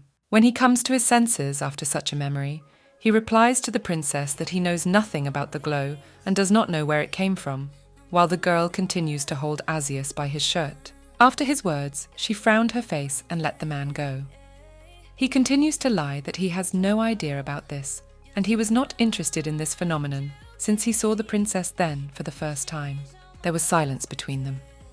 Asus straightens his shirt, and the princess stands with one hand on the other, pondering his words. The man picked up his glasses from the table and turned back to the princess, and told her again that everything he had told her was all about the day he had met her lying on the edge of a dark alleyway. The princess turns away with pity for the man, realizing he is lying, asks with indifference to carry her to the bed. Asus turns to the princess and lifts her into his arms. Sitting in his arms, she wraps one arm around his shoulders. After carrying the princess from the table to the bed, he sits her down and asks her not to make any sudden movements as her wound may fester, and if it does, she will not be able to walk. The princess, smiling sweetly, nods at him with her eyes closed, bending not to get up. Then Lisbela answers him that even without his words, she would not even think of straining herself, since the man once promised her that he would take care of her. And at the same moment, she squeezes the man's hand. As he is about to leave, he turns to the princess for her unexpected actions. He begins to reflect on how many times he has imagined meeting this woman, and does not understand why he feels sympathy for Hela's daughter. Asus lets go of the girl's hand, asking her to end at this point, and tells her to rest. After finishing his sentence, he finally turns around and walks towards the green door on his way out. The princess is stunned by what has just happened. She doesn't understand his reaction. Lisbela climbs with her feet on the bed and picks them up under her and puts her head and hands in her lap, realizing that the man has lied to her. Just as suddenly the princess's hand flashed, she looks at her with her languid gaze. The girl scrolls through the moments involving the mysterious man. He left her when she tried to open the window, telling her that she must not open it or the power would come out, and then scrolls through the mage's words that he knows nothing about the golden glow, that he was not interested in what was happening because he saw the princess at that moment. Looking at his glowing hand and tucking his legs at his sides, remembering these two moments, he realizes that his words don't add up, and the man clearly knows more than he's willing to reveal. Lisbela lifts her legs back up to her feet and remembers leaning back against the wizard's question about what he needs to do to kiss her again. She finds it obvious that the man didn't just save her as a favor, and there's another reason for that. He wants her, and she needs his power. She grinningly decides to take up his game and try her luck at winning him over to her side. The battle for the inheritance has begun. The surviving brothers will draw swords against each other, and the child who survives will heal his father dying of petrification. There are 3 moons in the sky, which means that there are 10 days left until the temporary truce ends, and that time is set aside for the princess to make her decision. The time is approaching night. The evening sun is setting, lighting up the room with its rays. The princess gets out of bed and sits on a wooden bench, looking tiredly out the window, realizing that she is not alone in the room. All this time, Asus was in the room, hidden under his invisibility cloak. He takes it off, and this red-haired creature comes out from behind his back. Lisbela stares at the wizard and his fox with rounded eyes, without moving from her seat and leaning her arms on the bench. The man asks the princess how long ago she realized he was in the room. Lisbela answers him by saying that something like the cloak he's wearing doesn't mean she won't notice him, because she's not bad at intuition. Asus crossed his arms over his chest, smirking and asking her a question about whether or not she should really rely on her intuition. After getting the answer that intuition lets the princess know when she is in danger, he asks the girl if she is afraid of him, and kneeling down, He strokes the fox, smiling with pleasure. The princess, without confirming or denying that she fears him, replies that a man of pure intentions would not hide under a cloak of invisibility. Continuing to sit on his knees, he sighs and replies to the girl saying that he is ashamed when a lady says such things to him. However, he does not do it with evil intentions only because he is waiting for the princess to call him. And from hearing the words from the princess's lips, the mage's gaze becomes somehow sad and shrewd. The princess, with thoughts that her act she is about to do is very risky, gets out of bed, starts walking on her own feet, ignoring the man's past request not to walk by herself. Asus turns to the girl and tells her that she shouldn't do it, and that he will come and carry her if necessary. She only gets a reply in which the princess says that she doesn't need help and she can do it all by herself. She walked out looking at her feet. Approaching the man addresses him, calling him a wizard, and smiles slightly. Smiling even wider, she asks the man if he is going to help her.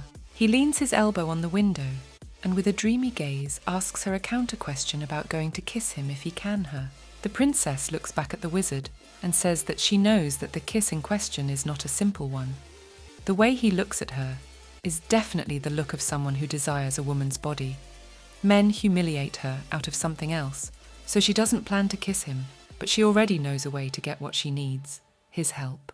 The princess lies, saying she'll kiss him if he doesn't help, and with a glittering look holds out her hand to the man to seal the deal.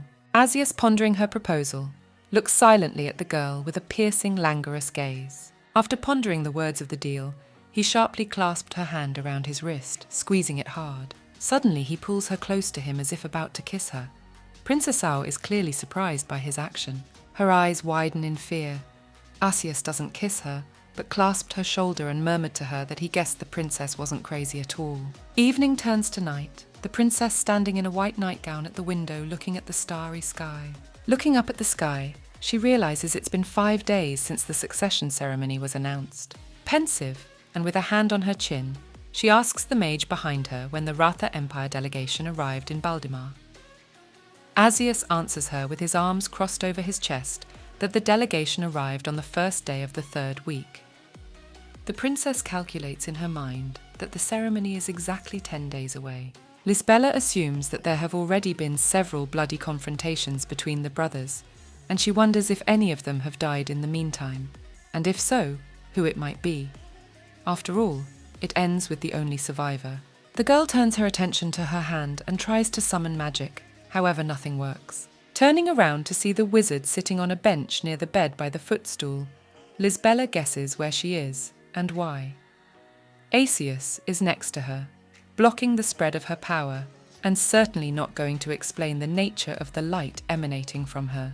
The mage feels the princess's gaze on him and turns in her direction with a sullen look. She smiles at him without seeming to guess and continues her musings on the power within her. As much as Lisbella would like to clash openly using her powers, she realizes that it's dangerous for someone like her who doesn't know or control them yet. So even half an ally is better than nothing. She turns from the window to the mage and informs him, smiling, that she wants to head to the royal family. Asus doesn't immediately understand what she means and asks the princess again. She clarifies that she's on her way home. The girl putting her hand to the window kept talking about going back there. Asus rises abruptly from his seat and heads towards the window where the princess is standing. He walks up to the girl and brags and wraps one arm around her waist while she stares at him uncomprehending. The man pulls the princess toward him with both hands, sitting her back down on the bed. Lisbella looks up at him with her eyes rounded with fright at this unexpected action. She asks the man what he's doing at the moment. The man points his hand at the princess's feet, on which appears a green circle with pentagrams and a star in the middle, and answers the princess to her question by saying that it is to help her get better, so that she can return home, as in such a condition she cannot go out in the street. He directs a green circle from his hand to Lisbella's legs. It surrounds her bandaged feet. After completing the sorcery, the girl frees her legs from the bandages, realizing that her legs no longer hurt. Then she lowers her head to the wizard sitting at her feet, and marvels out loud that wizards can do that. In return, she gets told that even wizards can't do that. Lisbella doesn't quite understand his answer. How is it that he is a wizard too, but it doesn't concern him? Asking him why he didn't do it sooner. He's sitting in front of her with his back to explain his act by saying he was just afraid she'd run away. The princess begins to laugh a little at his words and assumes that he is just like her brothers, just as afraid of her running away from them. Asus looks up at the girl and asks her what she means by saying that he is the same. The girl, sitting cross-legged, suggests that he go with her to the royal family. If he agrees, then he can find out the answer to his question for himself. After hearing the suggestion, the mage asks to be careful when going outside, as if the spell dissipates, the wound will reopen. The girl is sarcastically surprised by his warning. She jumped up abruptly from the bed and headed somewhere, while Asus watched her silently in silence. A girl with her hands clasped behind her back walks to the window, her hair developing. She responds by telling him that the skill of temporarily mending wounds, rather than completely healing them, is also very useful. Lisbella is amused that she managed to get such an ally in one kiss, and considers it a worthwhile investment. The man reaches out his hand to the princess's shoulder and grabs her by it. The girl stands motionless and watches his actions. She looks at his hand with interest, realizing something is going on. He is using his magic. The man removes his hand from Lisbella's shoulder, and she is enveloped by a long, dark green cloak, concealed by a white nightdress. His magic confuses the princess. She holds up the cloak and thanks the wizard for it. She sinks into her own thoughts and muses that the man cannot be trusted yet. But even so, she finds it hard not to sympathize with him, as this is the first time Lisbella has ever approved of a man's attentions. Standing in the night light, Asus and Isabella look at each other in love. The man asks the girl across from him how he can be of service to her in the future. The princess asks him to become the last surviving heir of Baldemar. Asus, surprised by such a request, leans over to the girl and asks about why there must necessarily be one heir remaining. The princess puts one finger up and tells him that one more thing he'll realize once he's in the castle, but either way his job is to keep from dying. The man stands with his arms crossed and contemplates the fact that someone holds a grudge against the Baldemar family. The princess asks him to protect her for the next 10 days. That's all he has to do. The princess's eyes sparkle, and smiling broadly, she asks him to hide his face. His surprise at the princess's request to hide his face at this point sparkles. The princess frowns at such a question, hoping he's not asking because he doesn't know why he's asking. He looks away and covers his eyes, but agrees to hide his face. It's night.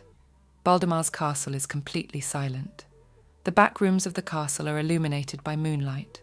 In the middle of a corridor with stairs stand lonely white-winged sculptures. For 5 days, Baldemar has had a tense and gloomy atmosphere. The Knights of Duke Tarot, whose helmets are adorned with a red claynot on their helmets and wear red surcoats. They have taken the side of the first Prince of Zikal. The Knights of Duke Lykelit, with blue claynotes and surcoats, have taken the side of the second Prince Roses. 4 days ago, they confronted him openly. That day many fell by each other's swords. Each died fighting for their prince. While waiting for the results of the battle for the throne, the king sits on his throne in his black suit and red cloak, with fur at the beginning. He summons the butler and asks him if the outcome of the years-long battle between the siblings is known. The butler leans over to the king and tells him that the outcome is not yet known. The king is annoyed that the outcome is not known because he is dying and there is little time left. The silence in one of the castle halls is interrupted by the loud sound of a door opening. In the march stands Roses in a magnificent suit, with epaulets and holding a sword in his hand, and with the cowl of slain knights flowing down the other. He walks a little further down the hall, and reaches Zikal standing with his back to him. He immediately realized who had come without turning around. Turning his head slightly to the side and full of malice smiles grinning through gritted teeth, standing in the shadows of the night room, and the first prince asks his brother who he thinks will emerge victorious. Roses does not take his eyes off of Zikal's back and calls himself the future winner. Continuing to smile evilly, the first prince responds by saying he thinks it will be the other way around. Without expressing any emotion, Brother Roses stands silently and stares at Brother Zikal's back. They both hold their balls, lowering their bloody end to the floor. Zikal at this moment is holding the helmet of the Knight Duke of Lykelit. This battle between the brothers began not because anyone wanted revenge or had any regrets. It was simply that disobedience to their father would lead to certain death. I was left with no choice but to try and fight for my life. Zikal, holding the helmet of one of the knights, calls the second prince and the fifth princess a pain in the ass. I'm just insufferable creatures. Then drops the helmet he was holding onto the floor with a loud thud. The emotionless Rhodes brother finally changed his face from the horror of what he had seen. His pupils constricted with fear. In front of him, an iron helmet lies on the floor with drops of blood from the battle. Roses realizes it's the helmet of one of the knights who sided with him. Terror leaves his body. He's trembling. Zekel first turned to her brother and smiled slightly at the look on his frightened face.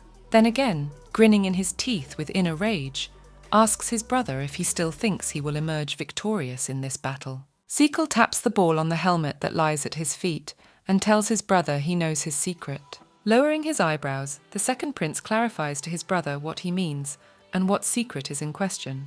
The first prince, with crazy eyes slightly hunched his back, walks closer to his brother.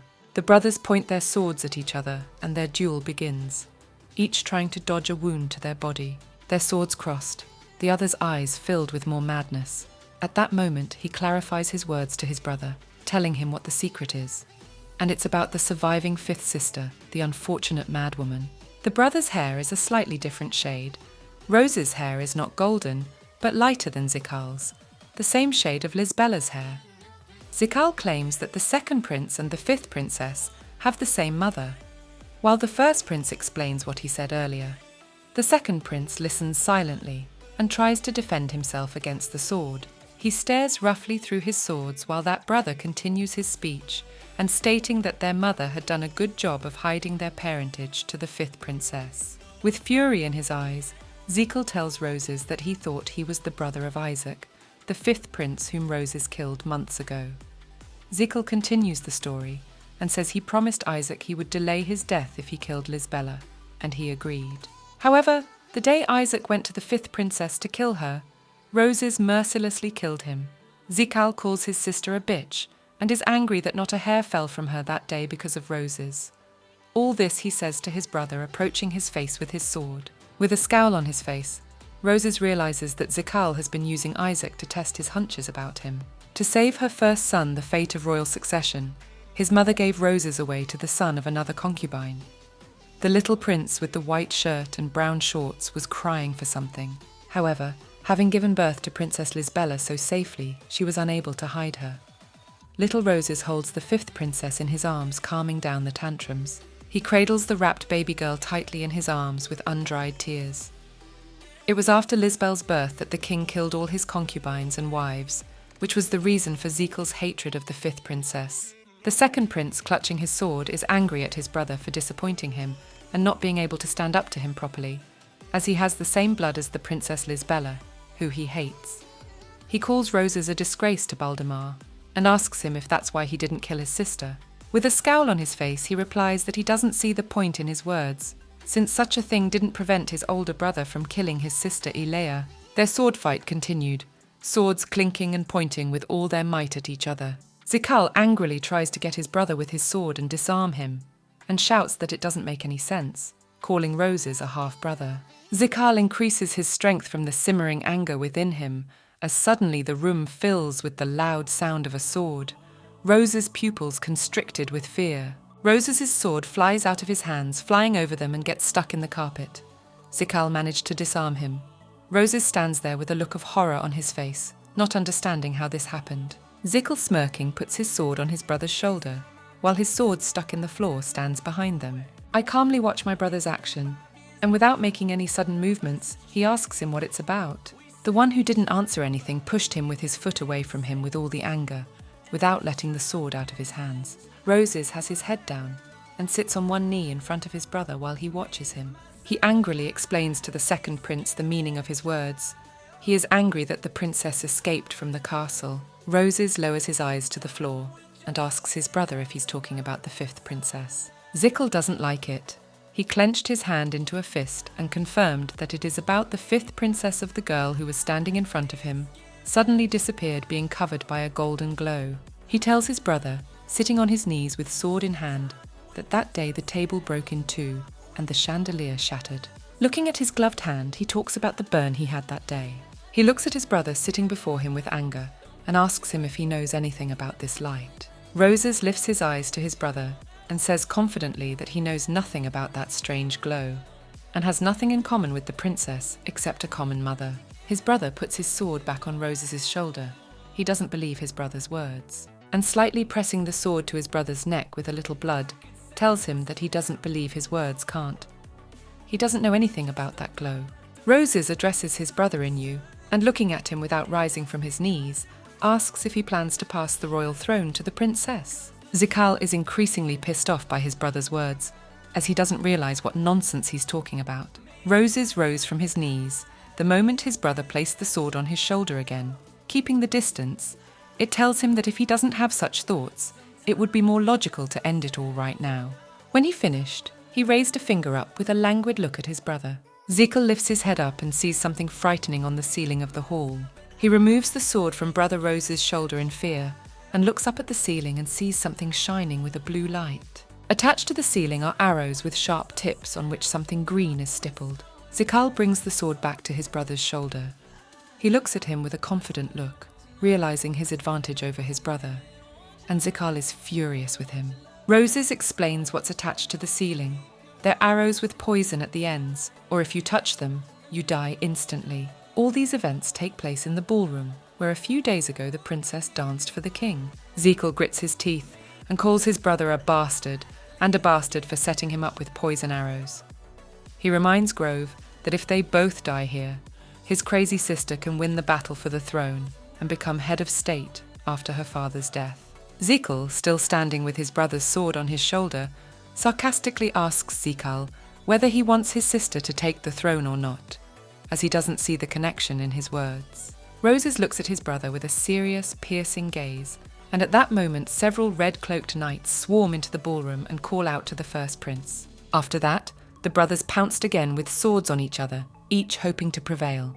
And while they were fighting, poison arrows come flying from the ceiling, aimed at Zikal, who jumps up trying to dodge them and not get killed. Roses, knowing where the arrows will be aimed, slips back. Not a single arrow hit the brothers. Behind Zikal stands his red-cloaked army. They fear for their lord's life and ask me if he's all right, while Zikal stands there with a nonchalant face. He casts an angry look at Roses, calling him a loser for Tom's failure to kill him. Afterwards, under the protection of his army, he heads for the entrance and leaves the ballroom.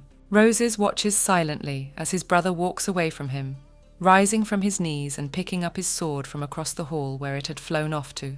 Roses is approached by his army of archers in blue cloaks with hoods hiding their faces. The prince turns to them.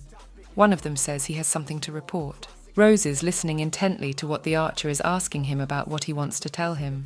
The archer comes closer to the prince and whispers information in his ear.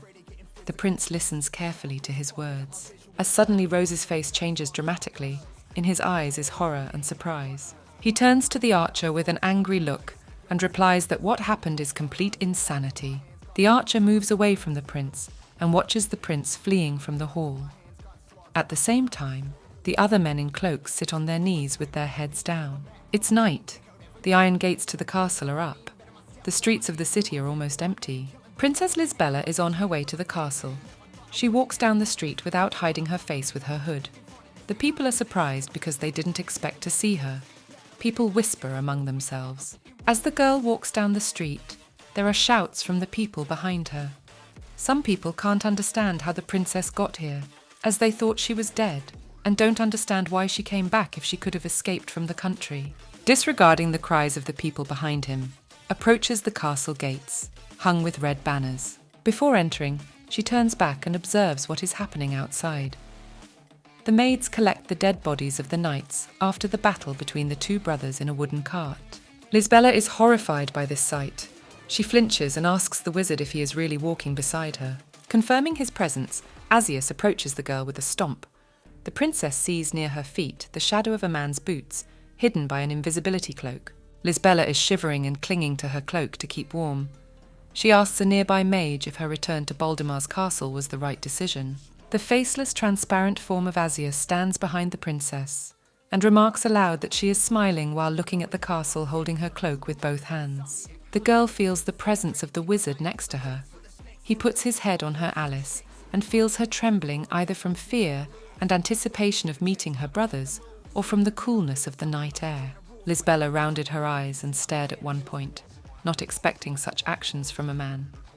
He wraps his two arms around the girl's waist and pulls her closer to him. Asus asks the princess why her body is trembling. He finds it strange. The man brings his face close to the ear of the girl who has closed her eyes and asks her if there are really such cruel people in the ruling family. Asus tries to say something about the king, but does not finish his words, noticing that the princess does not react to his questions. She is silent and grins a little. The magician asks her to turn to him for a moment so he can see her face, but Lisbela does not agree to turn to him, and putting the palm of her hand to the man's chest, slightly moves him away from her replies that he himself will understand everything about the royal family when he gets to the castle. But above all, he is not allowed to talk about his fame and go far away from her. She then decides to head towards the palace and passes under the archway separating her home and the city. Suddenly, a black-gloved hand grabs the girl's wrist, squeezing it tightly. The girl looks up and sees her brother Roses holding her by the throat. He is angry at the princess and shouts, calling her crazy. The girl looks fearfully at the prince, taking her to the wall. Continuing to hold her sister by the shoulders, Roses pulls out a small dagger in a rage and leans it against her sister's throat. He continues to press the knife into his throat, screaming, telling his sister that she too should have fled and not gone back to Baldemar's castle. The princess didn't expect to hear such a thing about her brother. It was strange for her to hear such a thing from the brother she had expected to get stabbed in the back for 5 years. The wizard's magic surrounds the princess at this moment, with red lines. Lisbela reflects on what her brother told her. She feels she must listen to her brother. The princess feels Asus's magic, and mentally tells him not to use magic now. Asus, covered in an invisibility cloak and surrounded by the red light of his magic, watches from the sidelines then, as the princess's brother pins her against the wall, pressing a knife into her throat. Roses is increasingly angry with the princess for her reckless act. He shouts with a grin and tells the princess that he thinks her act is madness, because it was not Zikal who grabbed her and dragged her by force to the chest, but she came here on her own 2 feet. The frightened expression on Lisbela's face changes to a sparkling look and a smile. She really doesn't understand why Brother Roses is reacting so badly to her being back.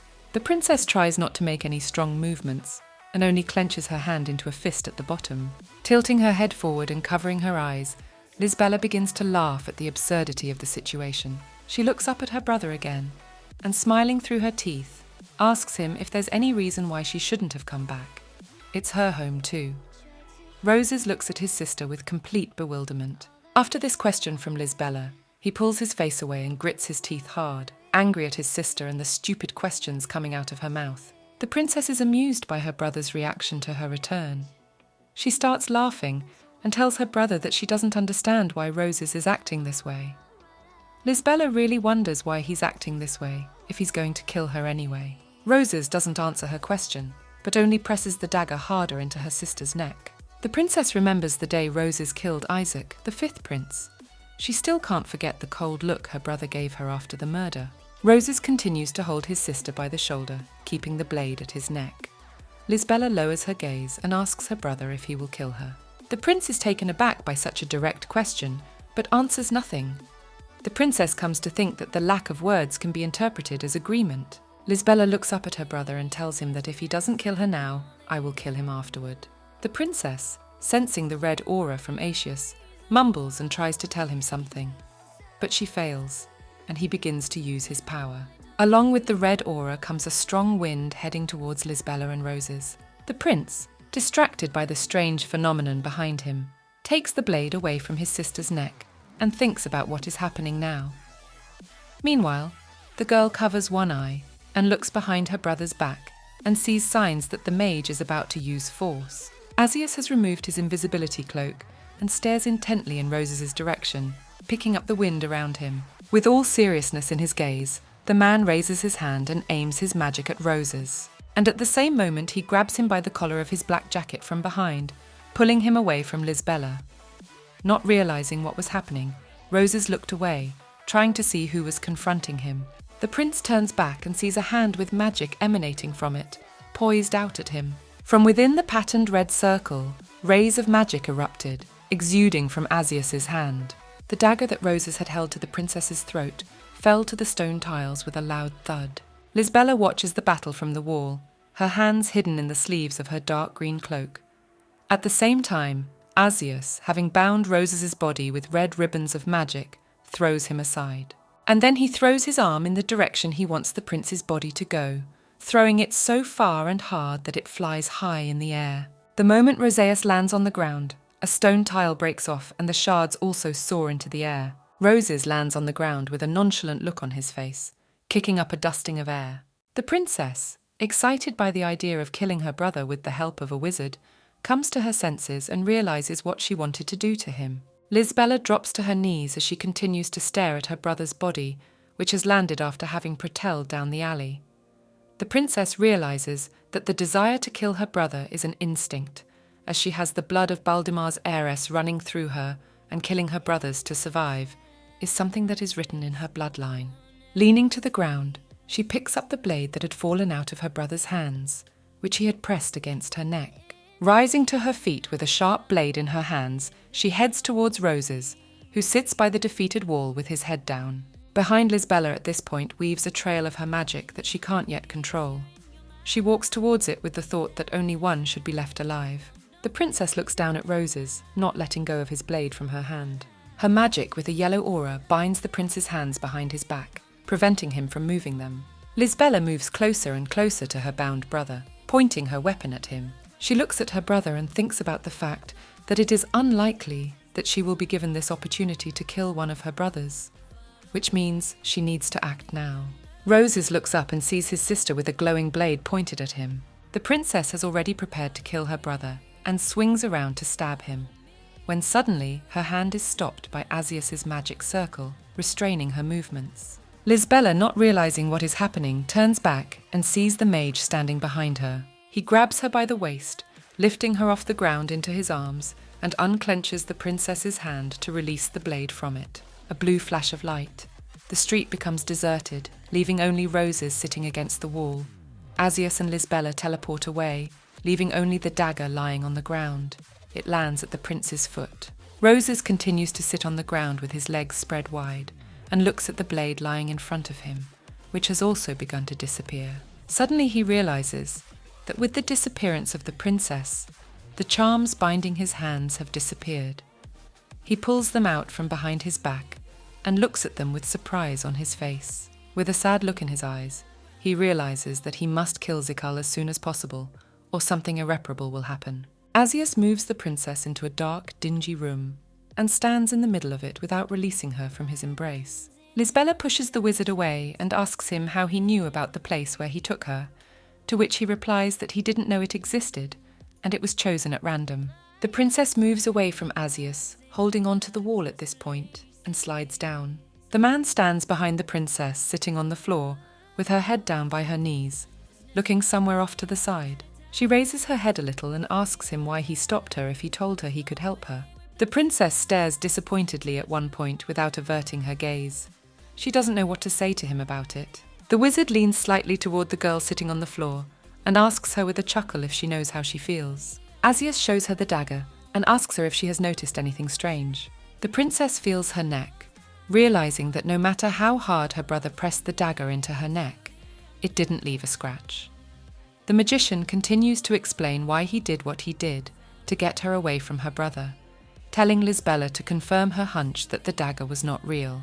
The princess scrolls through her brother's words in her head about running away and not coming back, at which point he presses an unreal dagger into her neck. Lisbella looks at the dagger.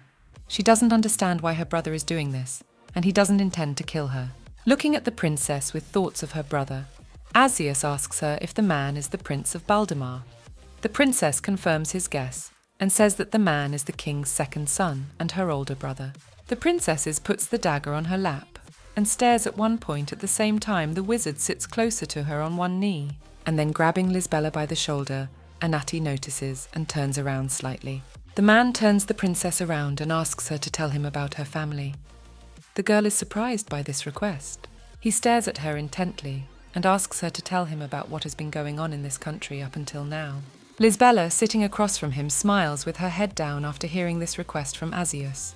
The girl peeks out from underneath and asks him about the fact that if he knew all this information, he would help her or not, and at that moment puts her finger on the men's chin, slightly lifting his head up, and asks him that if she asks him if he can break up the pebbles of the walls of the royal palace. Asus raises his eyes to the princess and answers her by paying for the life of whatever she desires. The girl smiles with her eyes closed and answers him, saying she doesn't believe his words. And not removing her hand from the wizard's face reminds him of what she once said about not being his property. Lisbella imagines herself surrounded by chains and realizes that he wants her lips, her body, her soul, everything including her freedom.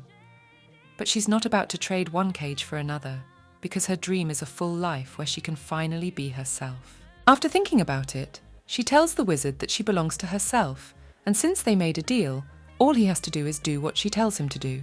Lisbella, running her hand over his chin, tells him that she can't ask him to get blood on his hands, but that he needs to consider that her demands will grow according to his wishes. And leaning on a man's shoulder, asking him to just protect her while she kills herself. Asus answered nothing, placing his hand on the girl's cheek and running his thumb over it. The princess haughtily brushes his hand away sharply from her face. After her gesture, the wizard's hand is embedded in his arm, and he didn't like the fact that she pushed his arm away again. He thinks that the closer he tries to get to her, the farther away she gets. Lisbella, without getting up from the floor, surrounds herself with a magical barrier and looks at Asus with a smile. The wizard is frightened and steps aside so as not to accidentally hit the yellow line. The princess is amused to see his reaction to her magic. The man tells her that he gets her hint. He looks at the girl and thinks she's not crazy at all, but extremely intelligent. The princess removes the barrier and rises from her knees. Asus puts his hand to his chest and tells the princess that he will do whatever she wishes. Lisbella likes that answer, and putting her hand on his chest, asks him next time not to stop her from killing someone.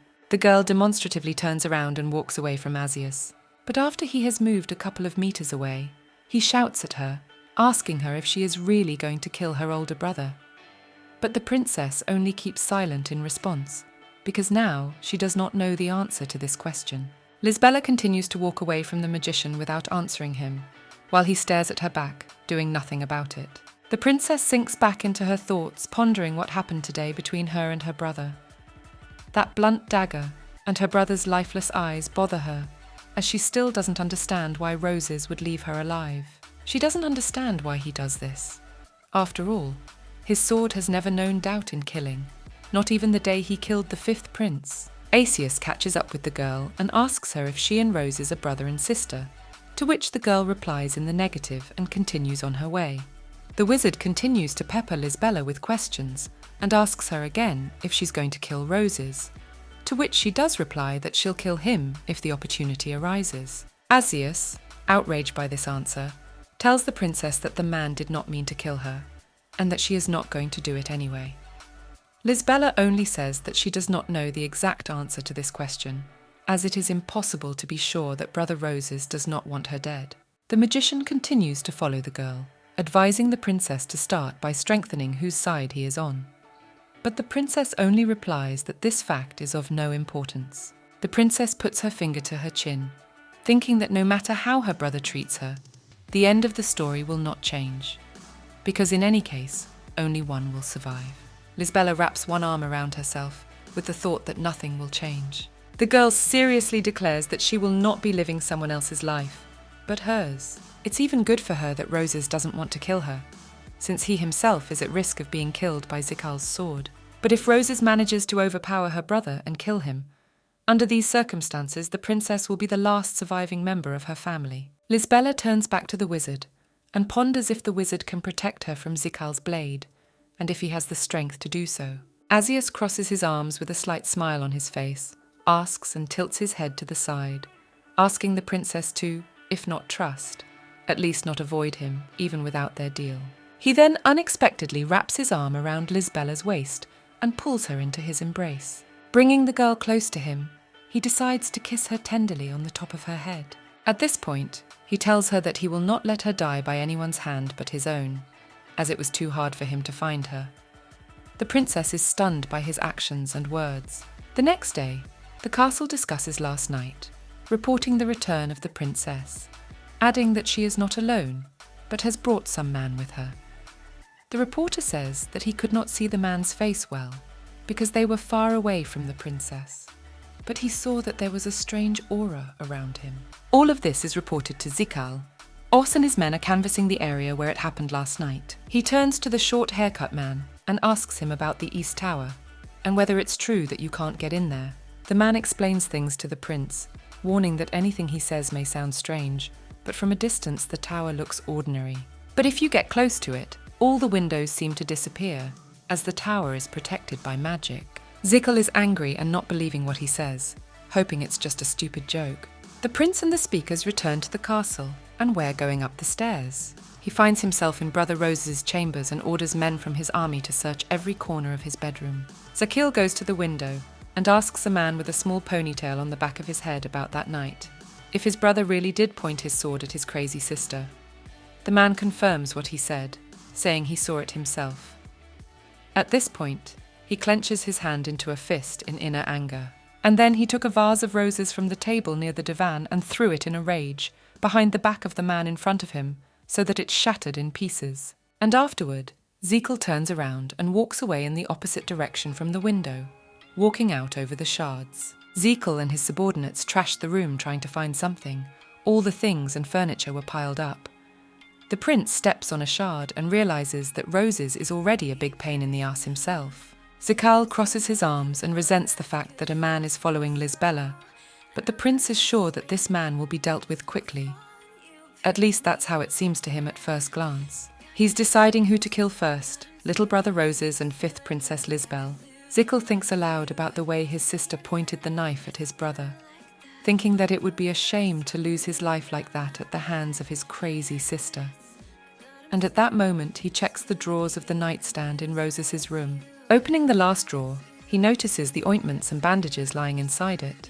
He remembers the day he went into Lisbella's room, and there was a similar ointment on her desk, and he threw it at her, saying that the maid must have brought it. He squeezes her, and is angry at his brother for daring to take care of his sister. Zikal's eyes flash with rage. He accepts for himself that this is even better, because it means for something that Roses is not a bitch to simply turn a blind eye to the small abrasions on Lisbella's legs. He absolutely will not kill his sister. Zikal, continuing to hold the salve in his hand, smiles evilly and asks in an audible voice about whether Roses is the best little brother in the world. He tells the men behind him that if he and his army get to Lisbella, he and his army can deal with Roses as well. Zikal smiles evilly, anticipating victory. He says order will be established. At this time, Asus stands at the tower window in silence and observes the situation. And putting his hand to his ear, he calls out to his assistant Vial. Holding it in his hand, the magician pulls a levitating paper and quill from his cloak. Asus dictates to the magic feather, and it itself writes a letter on paper in it said about the emergency, and asks a certain Chris, after receiving the message, to head straight to the capital. After the mage finishes writing the letter, he folds it and asks Vade to give the letter to the delegation and suggests their location, telling the assistant that perhaps they are halfway to the western frontier. And in that same instant, the letter is engulfed in smoke from Vial. Asus opens the window, releasing the aide to deliver the message. Having done the man's business, he stands with his hand to his chin and reflects that if he had known how critical everything is in this country, he would have taken the whole delegation with him. Continuing to ponder, Asus turns his head back, looking at the princess behind him. The man concludes that the princess is unlikely to tell him what is going on outside the castle walls, because she does not trust him. At this moment, Lisbella is asleep on the bed, but after not too long, she opens her eyes awake and holds the blanket with one hand. After that, he nods his gaze at Asus and asks to put himself to sleep again. The princess isn't comfortable with him smugly putting her to sleep earlier, but she realizes she needs it today, since she probably won't be able to sleep tonight. He smiles, hearing her request, pushing back the canopy with one hand. Asus tells her that he has been searching for Hila's daughter for a very long time and was sure that he would subdue her as soon as he found her. Gritting his teeth, the man reflects that he could not have imagined that it would be so hard, since the magic of submission is based on mutual consent, and if Lisbella does not open her heart to him, it will not be possible to bind her power. At this time, he does agree to put the princess to sleep by touching her ear, after taking his hand away from her and clenching it into a fist, out of a sense of hopelessness. The man looks at the sleeping Lisbella, coming to the realization that he must get her to Hela before she is caught, as these are not the days when they lived with the idea of finding a saint and taking revenge on the goddess. Asius continues to stand and look down at the princess sleeping off his charms. He recalls the days when many people fell at the hands of the goddess Hela.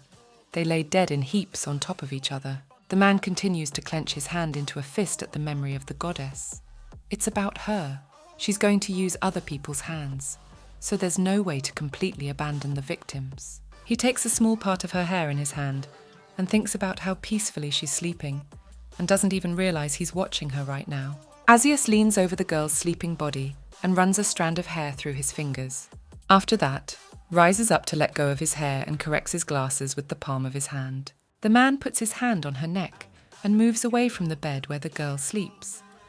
He realizes that the civil war that Baldemar has started in secret from the Rava Empire does not concern him in the slightest. But this fact puts the princess at risk. Asius is approached by his fox. He not taking his hand off the fox. He just her to go to the castle and find out as much as he can about the king. The fox runs away from his master, in the wake of which he adds to his request, to investigate everything thoroughly and to skip and not a single piece of information. At that moment, the voice of the awakened princess is heard telling the man that there will be no use in the fox's investigations. He rises from his knees and turns toward the bed. She sits up and stares at the wizard's back. Asia asks her when she woke up, to which she replies that she just got up. She rests her hands on the edge of the bed to lift herself off it. Lisbella yawns because she didn't sleep well and tells him that he didn't cast a good spell on her. Without opening her eyes, the princess heads towards the mage. She staggers from side to side, walking towards the man. Reaching the man, the princess leans against his body, embracing him with both arms. Asus is surprised at such an unexpected action from Lisbella. Looking at the sleepy girl, he tells her that he can put her to sleep again. He just needs to wait a little longer.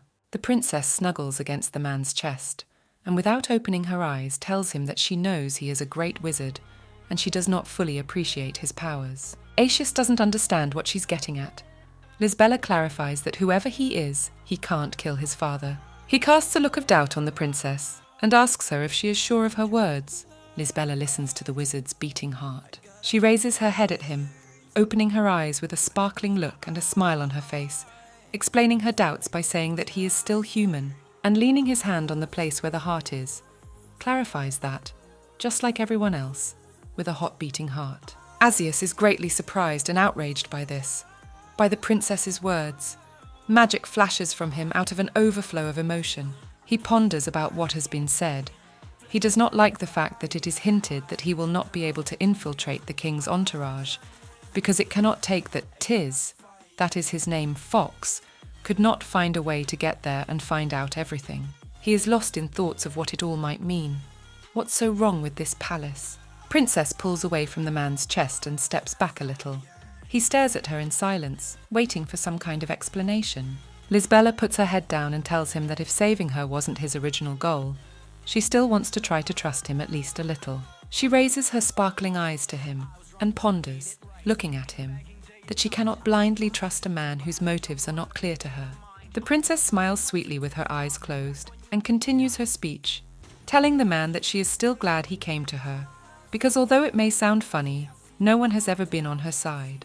And looking down a little, says, smiling slightly at him, that his hatred of him. After that, she leans one finger against his chest and pushes it away slightly. She measured the distance, glancing over to the wizard, talking about keeping that distance between them, so that in 10 days he could cut all ties without regret. And when she finishes her speech, she yawns and asks to be put back to sleep because she wants to sleep. Asius wraps one arm around the princess and shakes her closer to him. They stand in this position without taking their eyes off each other. The man brings Lisbella to the bed, continuing to hold on with both hands around her waist. Then he lifts the princess in his arms. At this point, the girl is a little startled by the unexpected.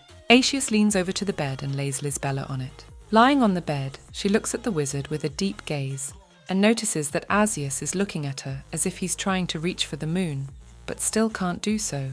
And turning sideways, smiling, asks him about whether he really likes her that much. Asius is taken aback by such a question, his eyes rounding, and then narrows with horror as he recalls the goddess Hilar's glory, that he can't help but love her daughter. After coming to his senses a bit, he smiles slightly, calling Lisbella crazy indeed.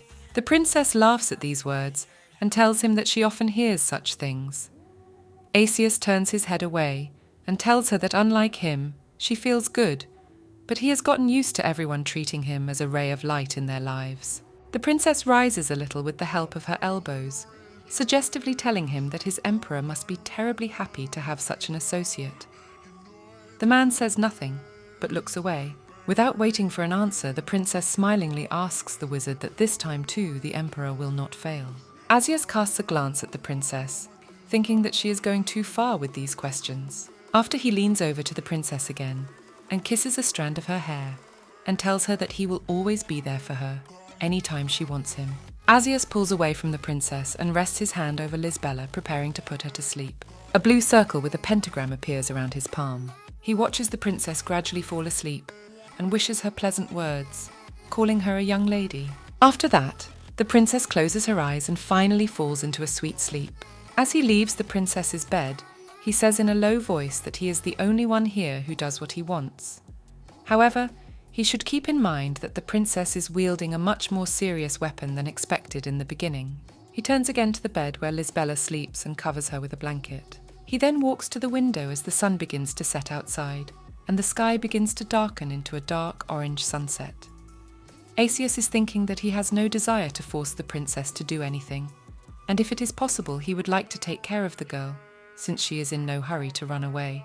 As he continues to stare out the window, Asus talks in hushed tones about why not just make the princess choose him, and leaning back against the window and crossing his arms on his chest, he realizes that the noble princess will hardly give her heart to him so easily.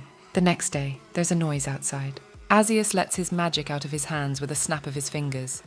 He thinks to himself that for the princess to pay him back, one kiss won't be enough. At this moment, red magical end threads flew into the open window. Along the outer wall, large magical white circles form from which chains dangle. Grabbing the knights of Zekel, they climbed up the wall, the others standing guard at the bottom, watching as their fellow knights were shackled. He is a little angry at himself, crossing his arms on his chest for having set so few conditions for his help. For if he had known that there would be so many obstacles in his way, the conditions would have been greater. The princess is looking out of the window, watching what is happening. Lisbella rests her hand on the window, rebuking the man for thinking twice before making such a deal. At that moment, her hair develops from the draft. She smiles sweetly and continues her speech, telling the wizard that it was his mistake. He should have asked her questions instead of just holding her hand, which he did not do, so there is no point in complaining now. Asus, after listening to the princess, asks her if there are any storerooms or uninhabited rooms in the tower. The princess looks out the window, replies that there are such rooms, and tells the man that there are also people climbing up from the other side below. She points to the wizard standing at the edge of the window, to where the knights lie along the wall. Glancing at the people on the wall, Asus snaps his fingers. Just as suddenly, a blue glow surrounds the tower, creating a shield. The princess watches the scene admiringly. She finds the sight astonishing. The mage releases red threads of magic into the open window again. He aims bathroom cobblestones at the scrambling knights. The white circles of magic around the circle of the tower once again emitted a multitude of chains. Screams echoed down the street. The princess watching turns to the man and asks him if all wizards can do what he does. He answers her by telling her that wizards are not omnipotent, so he starts to think about the fact that he made a deal that backfired on him. Meanwhile, under the tower window, the knights lay crushed by stones. Asus smilingly looks at the princess and offers to show her something more incredible than what she has already seen. The princess wonders if there's something even more powerful. The mage raises her hand up, illuminating the room with a flash of blue light, and replies to her that there are countless amazing things out there. The whole room they're in is covered in a faint, rough glow. A princess blinded by a bright flash covers her eyes with her hands. Just as suddenly, a flash from the room bursts out into the street, and there is a loud explosion. Asus covers Lisbella's eyes with one hand, and she stands with her mouth ajar in surprise. And placing his other hand on the girl's stomach, the wizard tells her that her commitment now increases to 2 kisses. Without taking his hands off the princess's eyes, Asus turns her body around to face him. He's about to kiss Lisbella, but she responds by not wanting him to. The man opens the princess's eyes a little, and she continues to speak, that he himself must realize that she would not consent to it. Asia remarks that it was a very polite refusal.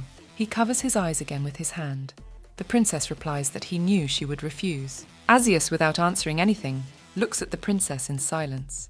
And then he approaches her face again and says that there is nothing wrong with her refusal, because he just enjoys looking at the princess. The man decides to open his eyes to the girl. Lisbella puts her finger to his chin and asks him if he is upset or angry. Asus takes his hand away from Lisbella's face. However, she does not take hers away from his chest and tells him that he is just hiding, but the man denies it. He's shaking his head, saying the princess is just imagining it, that's all. The princess runs her hand over the wizard's face and, looking at his face, asks why then that strange look of sadness appears on his face again. She puts her fingers to his lips and says that he gives the impression of a rather wounded man, but still tries to get close to her because he likes her. Askius sank into his thoughts. He thinks about how his behaviour appeared to look from the outside.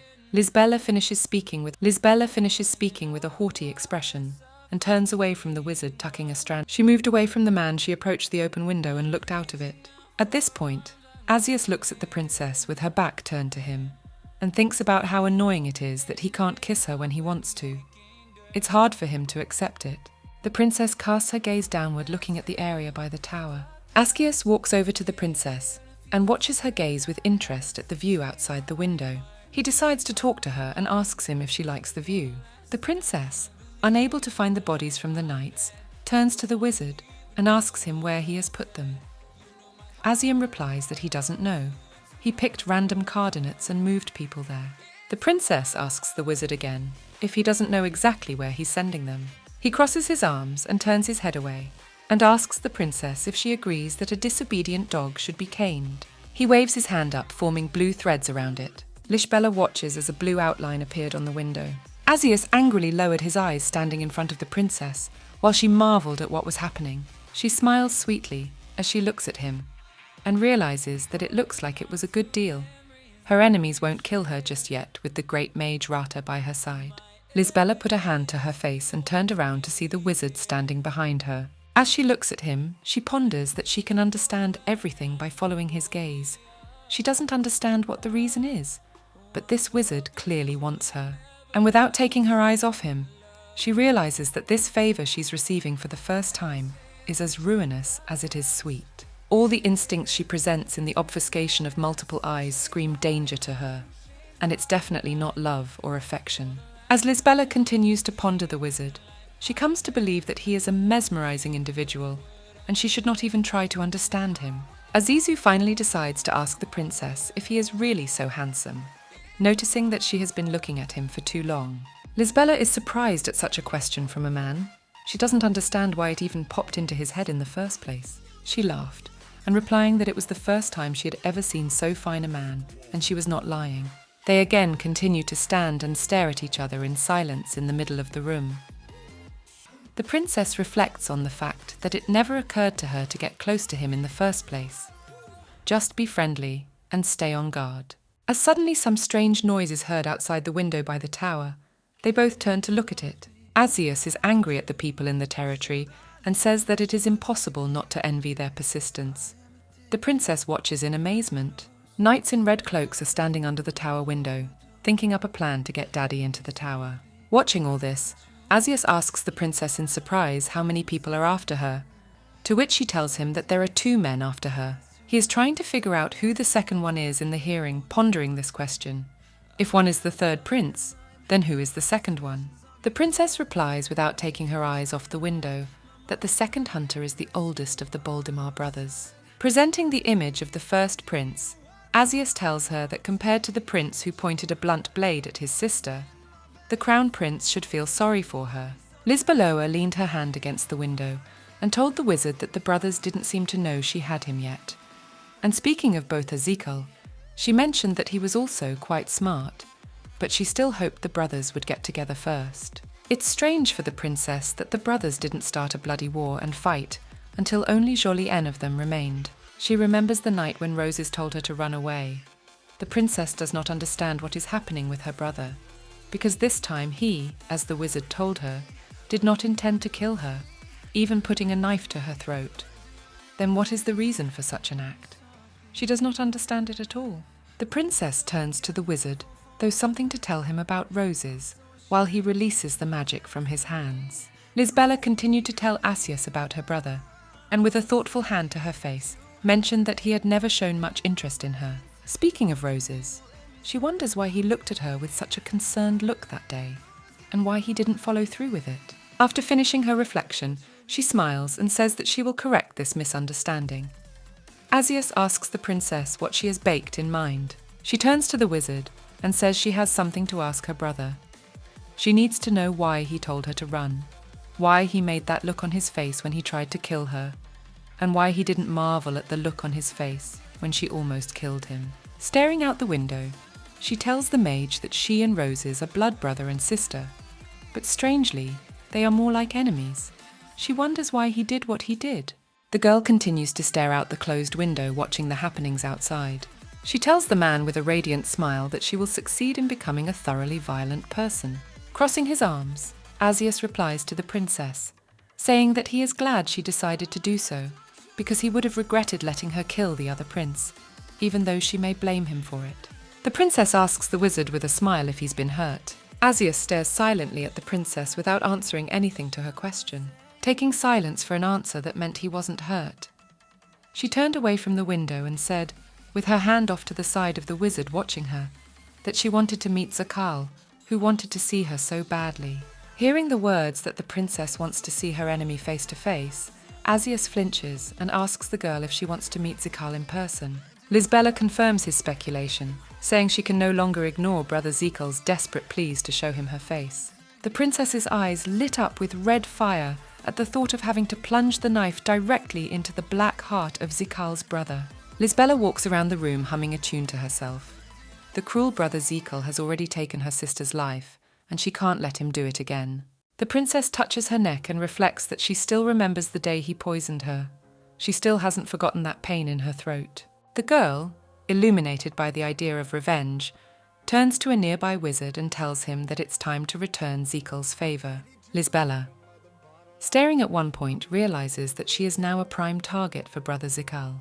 And putting her hand to her chin, she thought that it was for the best, because once Zekal was gone, she would win, because it would be easy for her to kill the unresisting Roses. At least she thinks so. In this moment, she is presenting the image of her brother. Asus asks the princess if she is ready, and if so, how about tomorrow? And at that moment, he holds a blue magic circle on his hand. Standing at the window, he proposes to do it tomorrow at dawn. The girl does not let go of her hand from her subgenus and nods and agrees to do what she has planned at dawn. Toward nightfall, Asus and Lisbela stood next to each other at the window. The metal things in his ear glinted. He remembers that the delegation must arrive in the country before dawn tomorrow, and when they are in place, the civil war will curtail immediately.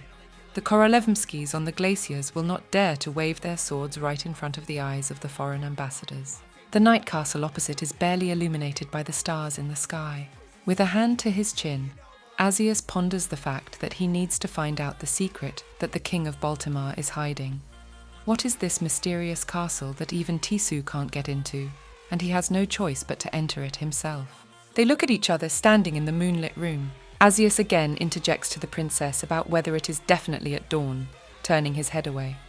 The princess again agrees. At this time in the castle, Roses is standing with sword in hand in the middle of the hallway. He's thinking that he needs to get rid of his brother as soon as possible, because the person he's with is his sister Lisbela. From behind him comes his subordinate knight in a blue cloak, his hair grey and his eyes dark orange like the sunset.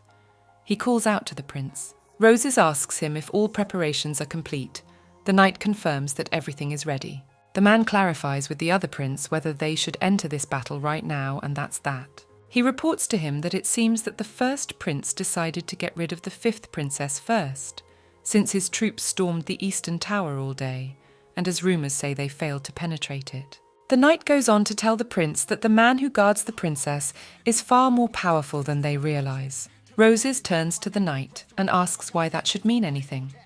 The knight asks him if it would be better to save the army for eliminating the fifth princess. Rose looks at Knight and tells him that perhaps this would have been, in Knight's opinion, a more correct and sensible decision. The prince turns away from the knight again and says that there is no turning back. The knight stands with a surprised look on his face, trying to change Rose's mind, he doesn't understand the meaning of his actions. Roses grabs his sword in its scabbard and says that they must put an end to this today. The knights kneel before the prince and without arguing agree to listen to his orders. The grey-haired man in armour looks up at the prince and hears him praise him for being a very good subordinate. Standing with his back to the knight, he tells him that he has not been a worthy lord to him. The knight asks Roses why he says that. The prince angrily recalls Zikal's deeds. He recalls the night they stood in the ballroom, his brother holding the helmet of one of his knights. Roses ponders whether he could swear allegiance to the man who caused his older brother's death. He doesn't think he would have done so. The prince turns away to the knight and apologizes to him. The knight is surprised by his words. He starts laughing out of the blue. He realizes what's been bothering his patron. The man replies that no knight plans his death in advance, and since they have been following the second prince for many years, he should be ashamed of such words, and is sure his brother would think the same way. He keeps saying that if His Highness is so concerned about the fate of his knights, then he just has to become king. And keep sitting on your knees promising that you'll do anything to help him win. Roses thanks his subordinate kneeling before him. After finishing the dialogue, Roses says that the time has come and asks you to follow him. At dawn, Asus leaves the tower and heads towards Baldemar Castle with his hands in his pockets. When you get a little closer to his terroir, a magical glow grows around Asus and an absorbing portal is formed. The wizard disappears from that spot, leaving a vanishing trail of magic portal behind him. Asus moves closer to the Baldemar family's gloomy castle with its tall towers. The mage halts in place looking at the gate in front of him, calling out through the device in Vile's assistant's ear. The metal ball lands with a clang behind the ground. Following this, a funnel of smoke surrounds the wizard standing outside the castle. Spinning around, Vale heads towards the door leading to the castle and makes her way inside. Suddenly, a large door starts to crack around the edges, and afterwards it is covered with cracks all over the area. Asus doesn't like the fact that the door cracked too loudly as they can't wake the princess, and having finished, snaps his fingers. And then the door collapses, leaving the passage to the castle open. Asus walks into the open space, stepping over large debris from the door. As the wizard makes his way into the castle, Lisbella continues to sleep. She is not awakened by the noise of the castle door collapsing. She's dreaming about something, and she's drenched in sweat that rolls down her face. In her dream, something scary and faceless, holding little Lisbelle in its arms, in a creepy voice offers the princess a laugh together. The princess opens her eyes abruptly in horror, awakening from sleep. She sits up and rests her face on her hands, thinking about who was in her dream. Lisbella suggests that it could be the image of her mother, whose face she doesn't remember, but she brushes it aside, not considering it a convincing option. But if it wasn't her mother, then who said those words to her? The princess gets out of bed, gradually lowering her feet to the floor, holding onto the blanket. As she wakes up in the middle of the night, she realizes that the wizard's sleeping spell is working worse each time. There is no one in the room but Lisbella, as Asus has put the princess to sleep, and so she is immersed in silence. Holding her head, the princess, not seeing the wizard's room, begins to assume that the image in her dream was him. The princess gets out of bed and heads for the window. On her way to the window, she realizes that the image of the dead man in her dream could not be a magician. It is simply not possible. Lisbella leaned her hand against the window, pondering that the master of the magic tower of the Rata Empire would not die so easily, and continues to stare mysteriously out the window, trying to figure out what kind of dream it was. The princess looks out the window at the starry sky and thinks that apparently the dream spell that the wizard used to bewitch the princess is losing its power. This is why Lisbella had a strange dream. Lisbella clutches her head, screaming from the pain she feels after waking from sleep. Swaying, she heads towards the kettle on the table. Reaching her destination, she quickly grabs the kettle with one hand and pours its contents into herself, trying to rid herself of dehydration and pain. Having finished whatever was there, the princess stares languidly at one point, realizing that the headache isn't going away. Reflecting on what that dream was about, Lisbella drains with the wrist of her hand the drops of tea left on her chin. With full confidence that she heard something at the end of the dream, the princess tries to remember the words. Only fragments of phrases she manages to remember. You must laugh, never show what is in your heart. Then the memory fades away. Lisbella continues to recall her dream, sitting on the couch by the table, resting her head on the palms of her hands. The feeling of being brainwashed never leaves her head. All the princess's thoughts are on whose voice it was in the dream and what it wanted to say at the end. Lisbella thinks and sticks her head in one spot. Suddenly, a rustle makes the princess come to her senses, and she turns to the direction from which the sound is coming. Asius's fox named Tease peeks out from under the blanket smilingly. The princess, distracted from her pain and thoughts, runs up to the animal with a smile on her face and recognizes it as the fox that has been with Asus all along. Lisbella asks the fox if the wizard left him in this room. The princess held out her hand to the animal, clarifying its name. Tiz jumps onto Lisbella's shoulder in surprise. She tilts a little on her side from the weight of the animal, but keeps on her feet. She is delighted to see the fox lying belly up in her arms, and tells him that she likes him much better than the wizard, as he is much cuter. The fox collapses in the princess's arms from the pleasure of the girl stroking him and scratching behind his ear. As Asus walks further away from the tower, through the device in his ears, he hears the princess compare him to the fox. He smiles, holding his hand to his ear, speaking his thoughts aloud on the fact that comparing a pet to its owner is a bit much. The princess, without letting Tis out of her arms, notices the glowing magic dust outside the window. Lisbella walks over to the window and begins to gaze out of it. At this time, the fox has already fallen asleep in her arms. The princess puts her hand to the window and opens it to let in the night air, her hair blowing in the breeze. Looking at the view outside the window, she comes to realize that the brothers' decisive battle has yet to take place. The stars are scattered over the castle, and the sky is colored in shades of blue and pink. The princess looks out the window and notices a bird flying over the mountains. That bird turns out to be a hawk, a bird I'm training to use for messaging. It lands with its sharp clawed paws on the windowsill of Lisbella's bedroom window. The princess and Tease look at the bird that has arrived. The princess has a look of surprise on her face. Tied to the hawk's leg is a small sack with some sort of contents. She taps on the shield blocking the entrance to the room. Lisbella looks at the bird as it arrives, trying to figure out whose bird it is, and suggests that its owner may be her brother Rose's. She reaches through the window to pick up the package, but nothing comes out of the barrier. Lisbella figures out how to use her magic to break down the barrier and let the bird in. She puts her finger on the barrier, and it topples and shatters into splinters. The princess smilingly reaches out her hand to the bird to give it the message. The hawk flies upward, giving the princess a paw so she can untie the bag from his paw. Fox Tease, meanwhile, is watching the mailman's hawk with interest. The bag with the message falls on the stone ledge by the window, and the bird flies away from Lisbella's room. After opening the bag, the princess takes out a note and begins to read what it says. Suddenly, another item falls out of the fallen bag. The princess's eyes rounded at what she saw in that sack and sent a message. She slowly bends over the fondling fox to the thing that fell out of the bag. Lisbella picks the thing up off the floor and runs across the room. The princess opens her nightstand drawer and sees among the bandages is the same ointment that Zekel found on her desk. Holding the same jar of ointment from the package, she wonders with terror in her eyes why it is found here in this room. The princess takes both jars of ointment in her hand and compares them, but there is no difference in them. Looking at them, she doesn't understand how it can be that the ointment she once found in her room in the castle is in the tower. At this time, Tease walks up to Lisbella and watches with interest at what she is doing, and starts rubbing herself against her white nightdress. The princess notices that the fox has approached her and turns toward him with sadness in her eyes. Tease looks up at Lisbella with sparkling eyes. She guessed that the second ointment, lying in the nightstand crafts of the wizard, looks at the fox in response with a smile on her face, saying that she was not going to trust the man, but now he caused her that very trust. The princess turns toward the open window, from which the wind is blowing into the room. The princess, with a certain sadness in her eyes, takes the ewe in her hands. Without letting the animal out of her hands, she heads towards the exit of the room. The door creaks open.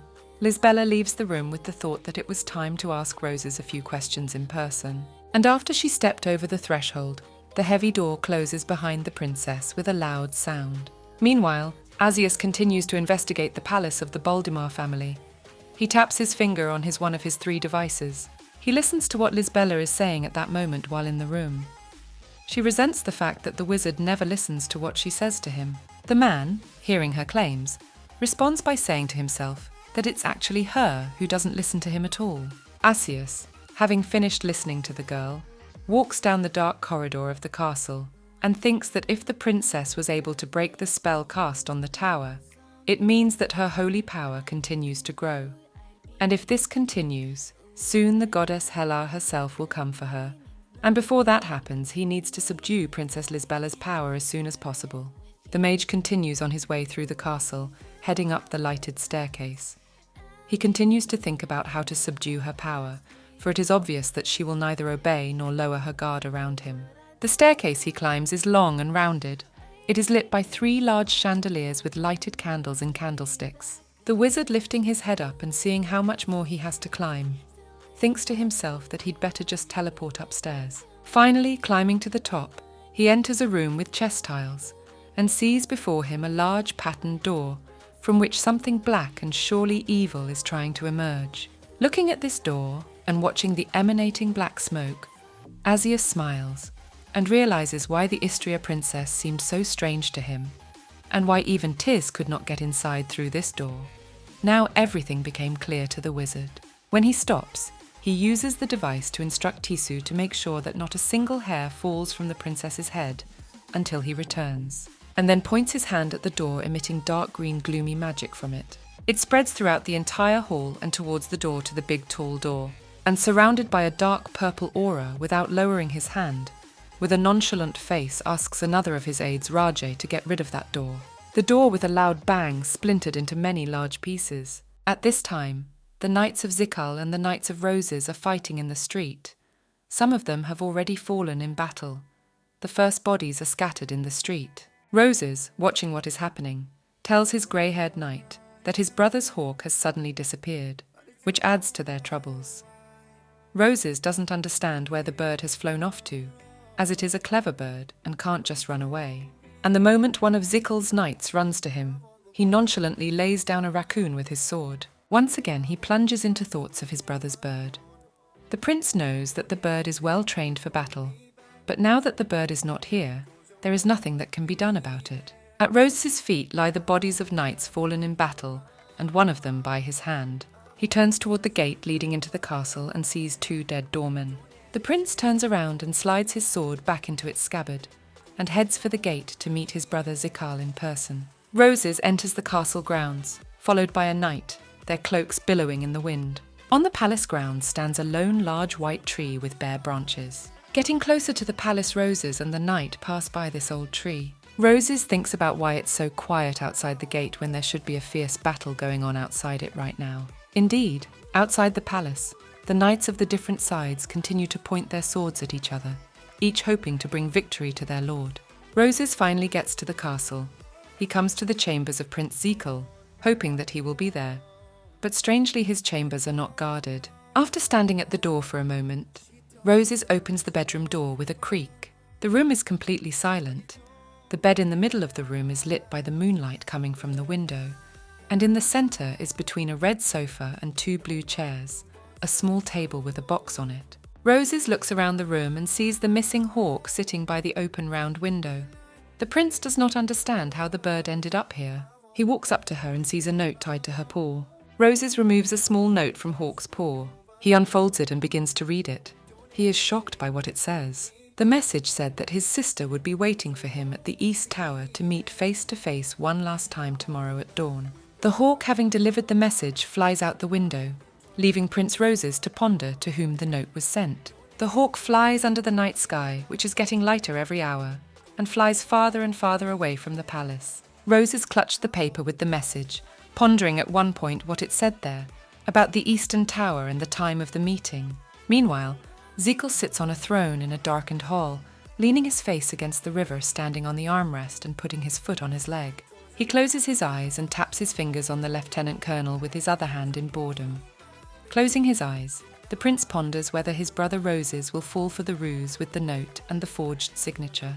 The hall in which he awaits his brother and sister is lined with balconies around the perimeter and hung with the banners of their Baldemar family. Looking back at the long window decorated with stained glass, Zikal tries to guess which of those he sent the note to will enter this room first. Suddenly bored, he hears someone's footsteps approaching the door of the hall. The door opens with a loud bang against the wall, and Prince Zikal realizes that someone has already arrived.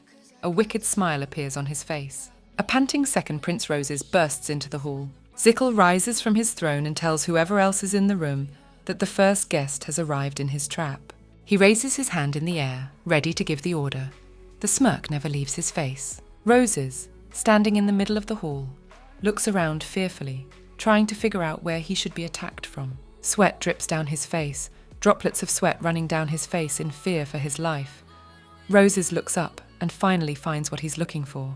On the balcony, tucking arrows into the bowstrings, stand the archers lined up on the perimeter. Zikal tells his brother about the poison he last time Roses poisoned the arrows of his archers, killing with one touch of them. And going down to his brother mentions that he wanted to find it, but he didn't. But he got a more interesting one. Archers in grey cloaks stand pointing poisoned arrows at Roses standing at the bottom of the hall. Zikal has found a poison that spreads slowly, but the result is still visible. He looks leaving his hand on Roses and tells him it's time for them to say their goodbyes and snaps his fingers. Arrows from all directions begin to fly surrounding Prince Roses. Zikal is happy that the arrow hit him, and only one sister is left, the fifth princess. Lisbella, with the fox and the note in her hands, heads towards the hall where the brothers are fighting. She goes there, but does not understand why her intuition again urges her to go forward. The princess ponders at this moment whether it is foolish to walk around the castle in the middle of the night like this, and what if the ointment note was not left by Roses, and she runs into Zikal in the hall. She clutches the note in her hands, smiling out of interest in her ability to do more than just die. Lisbella stops briefly to reread the note she found, and mentally agrees to meet the author of the note one last time face to face. The princess continues walking towards the meeting place. Her thoughts are filled with wondering if Roses is really the author, but even if she isn't, she'll have to check it out for herself. Lisbella stands at the entrance to Nanak Hall, which is the second largest hall in the castle after Balliol Hall. She shudders because she doesn't know what or who is behind that door. Looking at the tall brown door with its large handles, the princess remembered that the door of this hall had been opened for the last time 18 years ago. It was then that the queen and her concubines had been executed by Lucifer's hand. Lisbella is already reaching for the door to go in, but the fox begins to ruffle something in her hands. The fox starts spinning from side to side and jumps out of the princess's arms. She does not understand what is happening and is surprised by these actions. The corners of her lips drooped. The princess's face became sad because the fox didn't listen to her at all, just like his master. Lisbella tries to call the fox back to her place, but she shakes her head, showing that she doesn't want to go in there. Tired of chasing the fox and convincing it to come with her, the princess walks to the door, telling the pet that she has already decided that she wants to know what end is waiting for her, so she should go with her. She puts her two hands on the door and starts to open it. The door opens with a loud bang, and it's completely dark inside. There are many curtained windows and red banners hanging everywhere. Lisbella looks inside, horror in her eyes at what she sees inside. At the bottom of the hall stands bent over and holding his arm bleeding through his white shirt, a wounded Roses. The princess watches everything while standing on the balcony. Roses hears a sound from the door and turns back slowly. He notices his sister standing on top of him. His eyes are a mixture of emotions, fear, and anger at her. He doesn't understand why her sister is in a room that no one has entered in 18 years. Why she came here in the middle of the night. As suddenly a large number of arrows start flying at Lisbella, she tries to protect her face with her hands.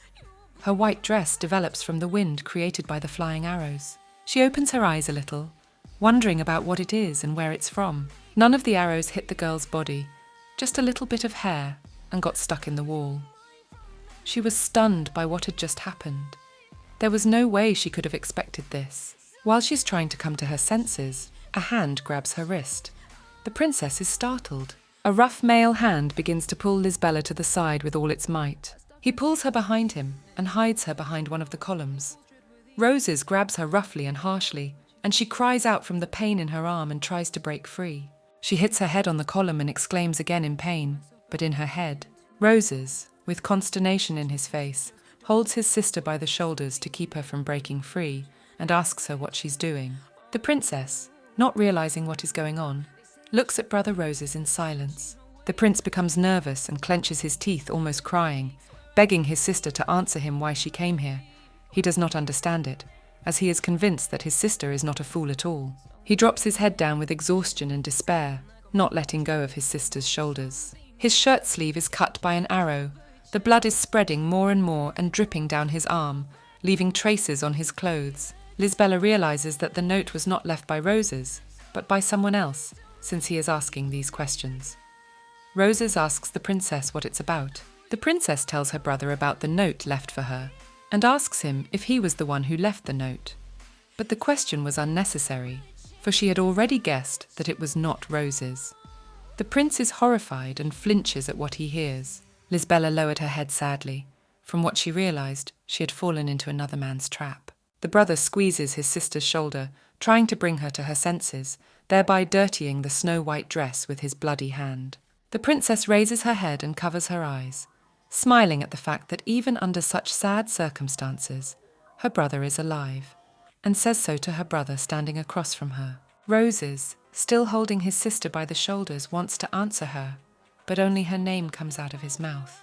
The princess clenches her hand into a fist and tells Roses that she still has more questions for him, and so he should not die for now. He turns his head to the side and, tracing his brother's angry face, asks the princess if it's a question about what they have in common besides a common father. Lisbella is then convinced, based on her brother's assumptions, that there must be something in common between them, and she says it out loud.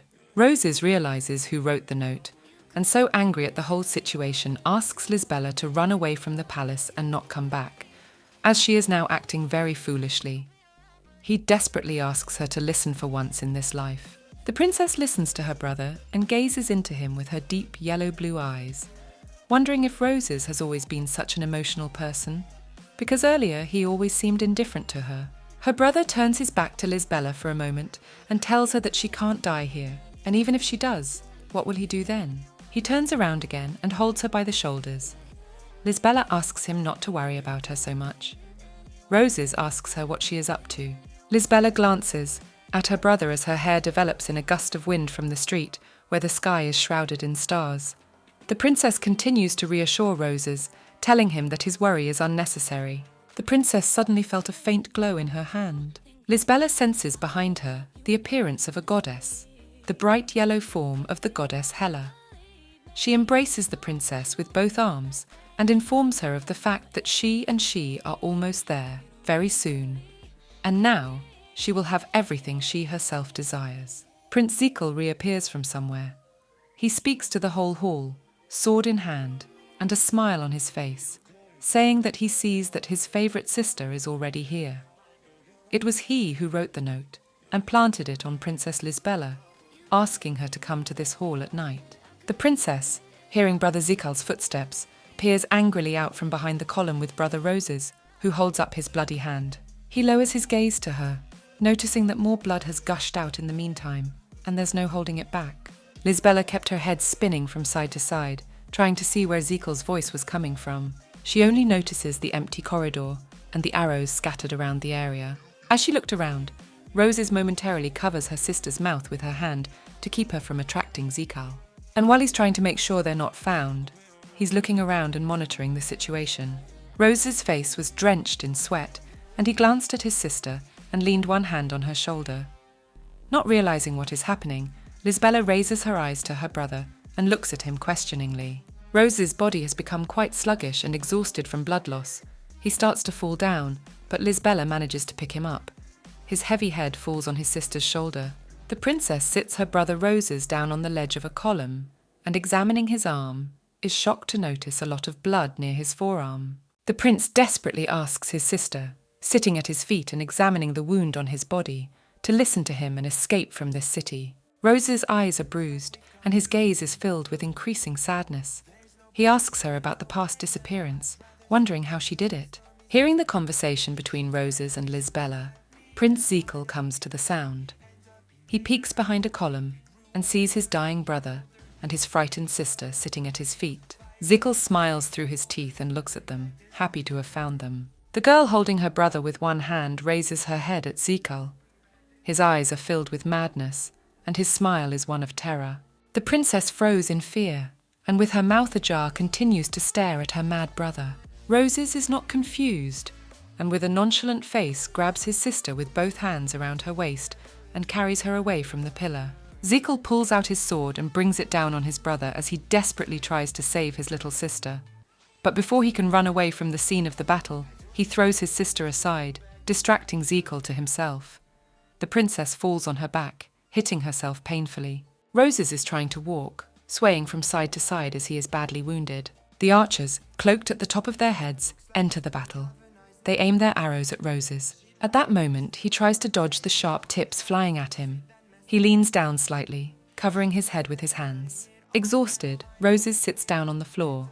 Drops of sweat slowly roll down his face. Taking a little breather, he turns his head to the side and notices his sister in danger. He tries to get up quickly. Blood comes out of his mouth with a cough and stays on his chin. With blood coming out of her mouth, she's thinking about not killing her sister right now. Roses can't get up. And at that moment, Zekal holds his sister down and presses her into the wall of the hall. Zekal, laughing madly, begins to strangle Lisbela, squeezing her throat harder and harder. The princess tries to pull his hands away from her, but because her brother is physically stronger, she is unable to do so.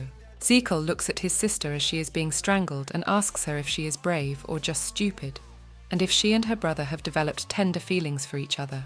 The first prince holds Lisbela by weight. Her legs shake with fatigue and fear of her brother. He tells her that he has been waiting for her, and suddenly she comes to him willingly on her own 2 feet. The princess clenches her teeth and closes her eyes in pain and fear, begging her brother to let her go. The princess squeezes her brother's hands harder, and a yellow glow begins to emanate from them. Zekal's red eyes glow with rage as he threatens Lisbela and Roses that he will wipe them both out and not let the princess escape twice. He stops choking his sister and releases her from his arms, dropping her roughly to the floor. He is amused by this, her pain giving him pleasure. Lisbela lands on her knees face down, long hair thrown forward. She lies at the feet of her brother Zekal. After the prince dropped his sister on the floor, he grabbed her by the wrist and started pulling her with him. Zekal reaches the exhausted brother Roses, who is sitting by the column, and continues to drag his sister, roughly pulling her to him. The princess is also running out of strength. She does not resist. Her eyes are closed. But after gaining some strength, she tries to break free of Zekal's grip, pushing him down. She doesn't succeed, however, and he pulls her to him again, clasping one arm behind her back and clutching her wrist with the other and laughing. Zekal brings his face close to his sister's ear and whispers a request to kill the seated brother Roses across from him. In the princess's hand appears a small kinjal with which the brother and asks to kill the other brother, clenching her hand into a fist, in which he slips a cold weapon. The girl looks at her exhausted brother with fear in her eyes, while Zekal instructs her to kill him with her own hands, so that she can avoid being the first to do so. The hand that the first prince put behind the princess's back again emits a yellow glow. It flashes brighter and brighter, but only for a split second. The princess clenches her teeth and tries with all her might to resist her brother. He continues to insist on his proposal that she kill Roses and survive on her own. The third prince is choking on blood and watching what's happening before his eyes. The princess's pupils constrict with fear as her brother squeezes her hand harder with the dagger, forcing her to make a choice and laughing at the same time. Already having made her considerations, Roses sits silently waiting for her sister to make a decision. Suddenly the princess starts laughing loudly in response. Zekal is incomprehensible reaction of his sister, and he haughtily clenches his teeth and observes the strange behavior of the princess. She turns to her brother and sneeringly accuses him of lying, with a kind of madness in her eyes. Zekal, in turn dumbfounded by this reaction, stops smiling. While she talks to Zekal, and Roses sits motionless with her legs spread forward, the princess's bare feet as well as her hands begin to glisten. Not looking away from her brother, Lisbela smiles with her eyes closed, and calls all the things he says about her surviving if she kills Roses the funniest of his jokes. Zekal smirked, responding to the accusations against him by saying that he had no other choice in the matter. He lets go of the princess's one hand that had the dagger in it, and it falls to the tiles of the hall with a clang. Then, squeezing both hands behind Lisbela's back to the point of pain, Zekal slides his sword over his sister's head. Roses, sitting downstairs, watches with fear on his face as a sword gleaming in the night is about to pierce his sister. His face is increasingly sweaty with fear, his pupils constricted. He fears not only for his sister's life, but also for his own, because the way Zekal has grabbed Lisbela suggests that this sword is going to pierce not only her, but him as well. The princess tries to break free with all her might, clenching her teeth, her hands beginning to glow again, already visible to the others. Zikal's palms holding Lisbella's wrists were beginning to take on a red-black hue from the yellow light that enveloped the girl's hands. The first prince pulls his hands away from the princess's hands, out of pain from a new burn caused by the magic emanating from the princess. This distracts the evil brother for a while, and the princess runs away from the negativity. Zikal's face tensed. He clenched his face, sweat pouring down his face in searing pain. Lisbella broke free from Zikal's arms and ran at full speed into Roses's arms, grabbing his knee.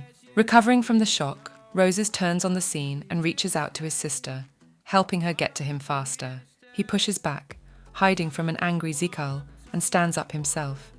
The princess has a look of bewilderment on her face. She wanted to save him, but it's the other way around. Zikal swings his sword at his brother with all his might and anger as he runs to him to stop him, while the princess has already managed to fly backwards thanks to Rose's help. Because of the impending danger and her brother's compulsion to act quickly, the princess hits her head painfully on a column. Zikal is about to kill Roses with his sword. His sword is approaching his brother's throat. Lisbella reaches out and scurries over to her brother. She is scared for his life, as suddenly the quiet stomping of the small red paws of Asus the fox spread through the hall. Emitting blue bursts of magic from herself, she tensed up, jumping up and flying between Zikal's sword and Rose's. The first prince is momentarily surprised by what is happening. The fox is tossed aside. She opened her mouth and lay in a glowing puddle of magic. Zikal's sword breaks in two. The prince is angry and loudly indignant at what has happened, grinning with rage and bewilderment. Roses stands hunched over and bent at the knees, while Zikal looks toward the archers on the balcony, whose arrowheads are glinting in the distance. The princess, still in shock, realizes she's the one who has to kill.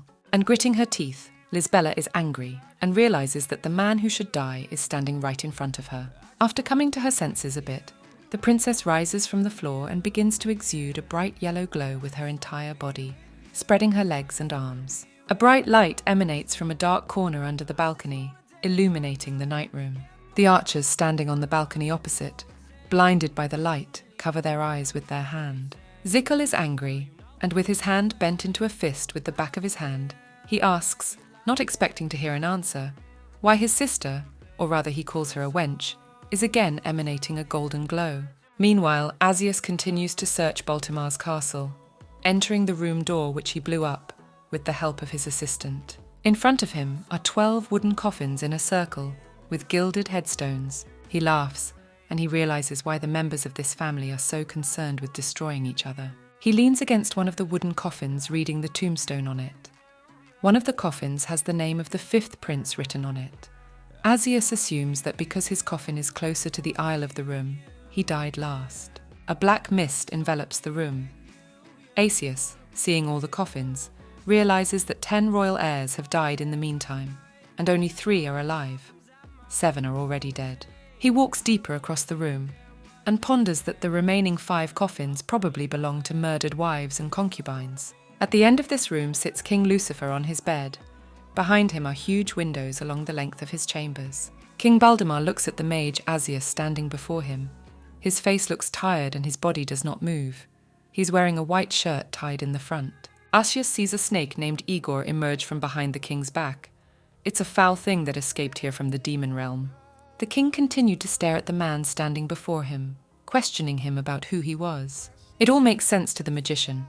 12 coffins, the king's lifeless eyes and the demon Igor behind his back.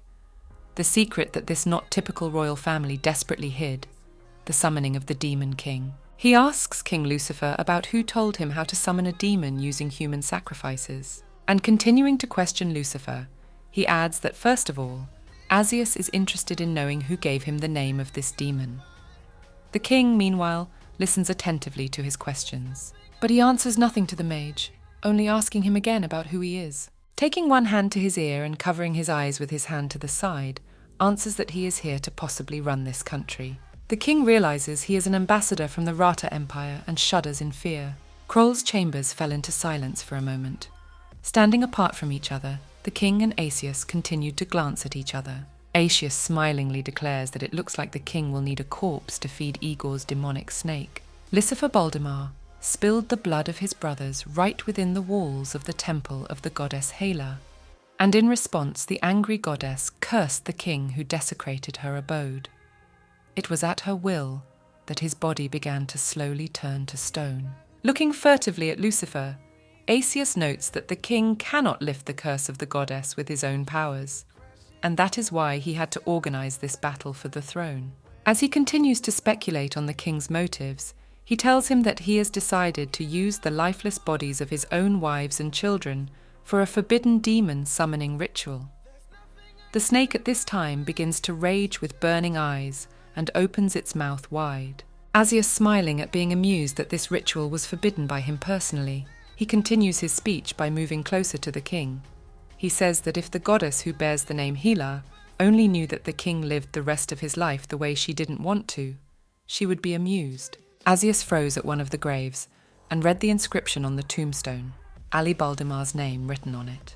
Putting his hand on the coffin, the magician reflects that if he had been late and arrived in the empire at the same time as the delegation, the first coffin he found might not have belonged to the fifth prince, but to the fifth princess Lisbella. Asus gets a little closer to King Lucifer, who tells the wizard that he's not going to start a war with the Ratha Empire.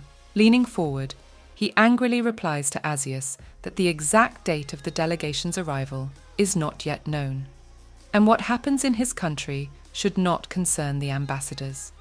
The problems of the royal family should be solved by the royal family. After hearing the king's outrage, Asus asks permission to ask if the king has considered handing over the throne to the last survivor of this struggle for the succession.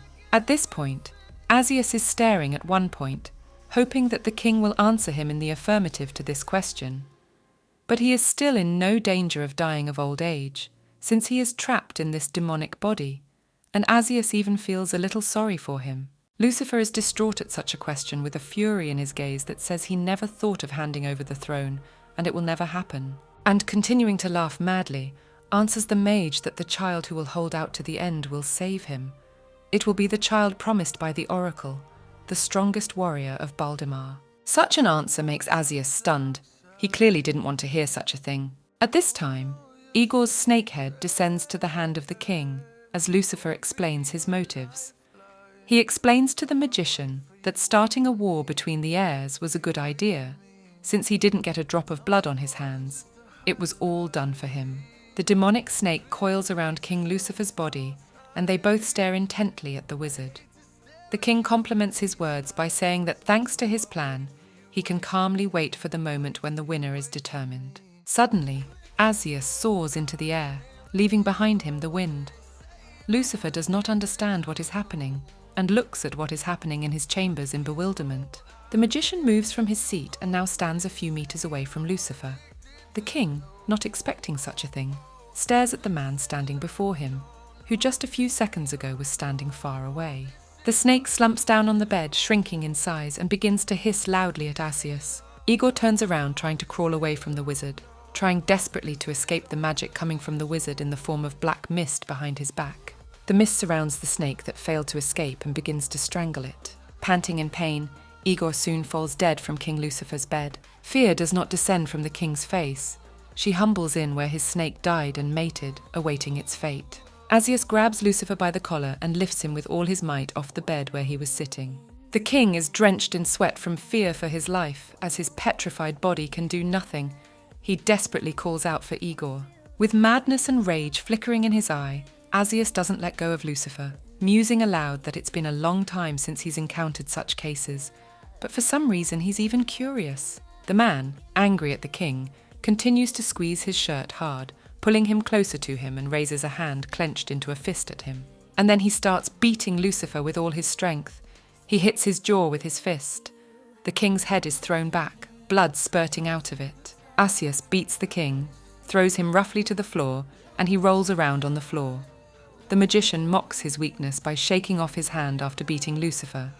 The mage stands with a grim expression over King Lucifer, waiting for an answer to the question posed. Asus, angry that the king does not answer him, reminds Lucifer again to make a choice. The ceiling of the room is half destroyed.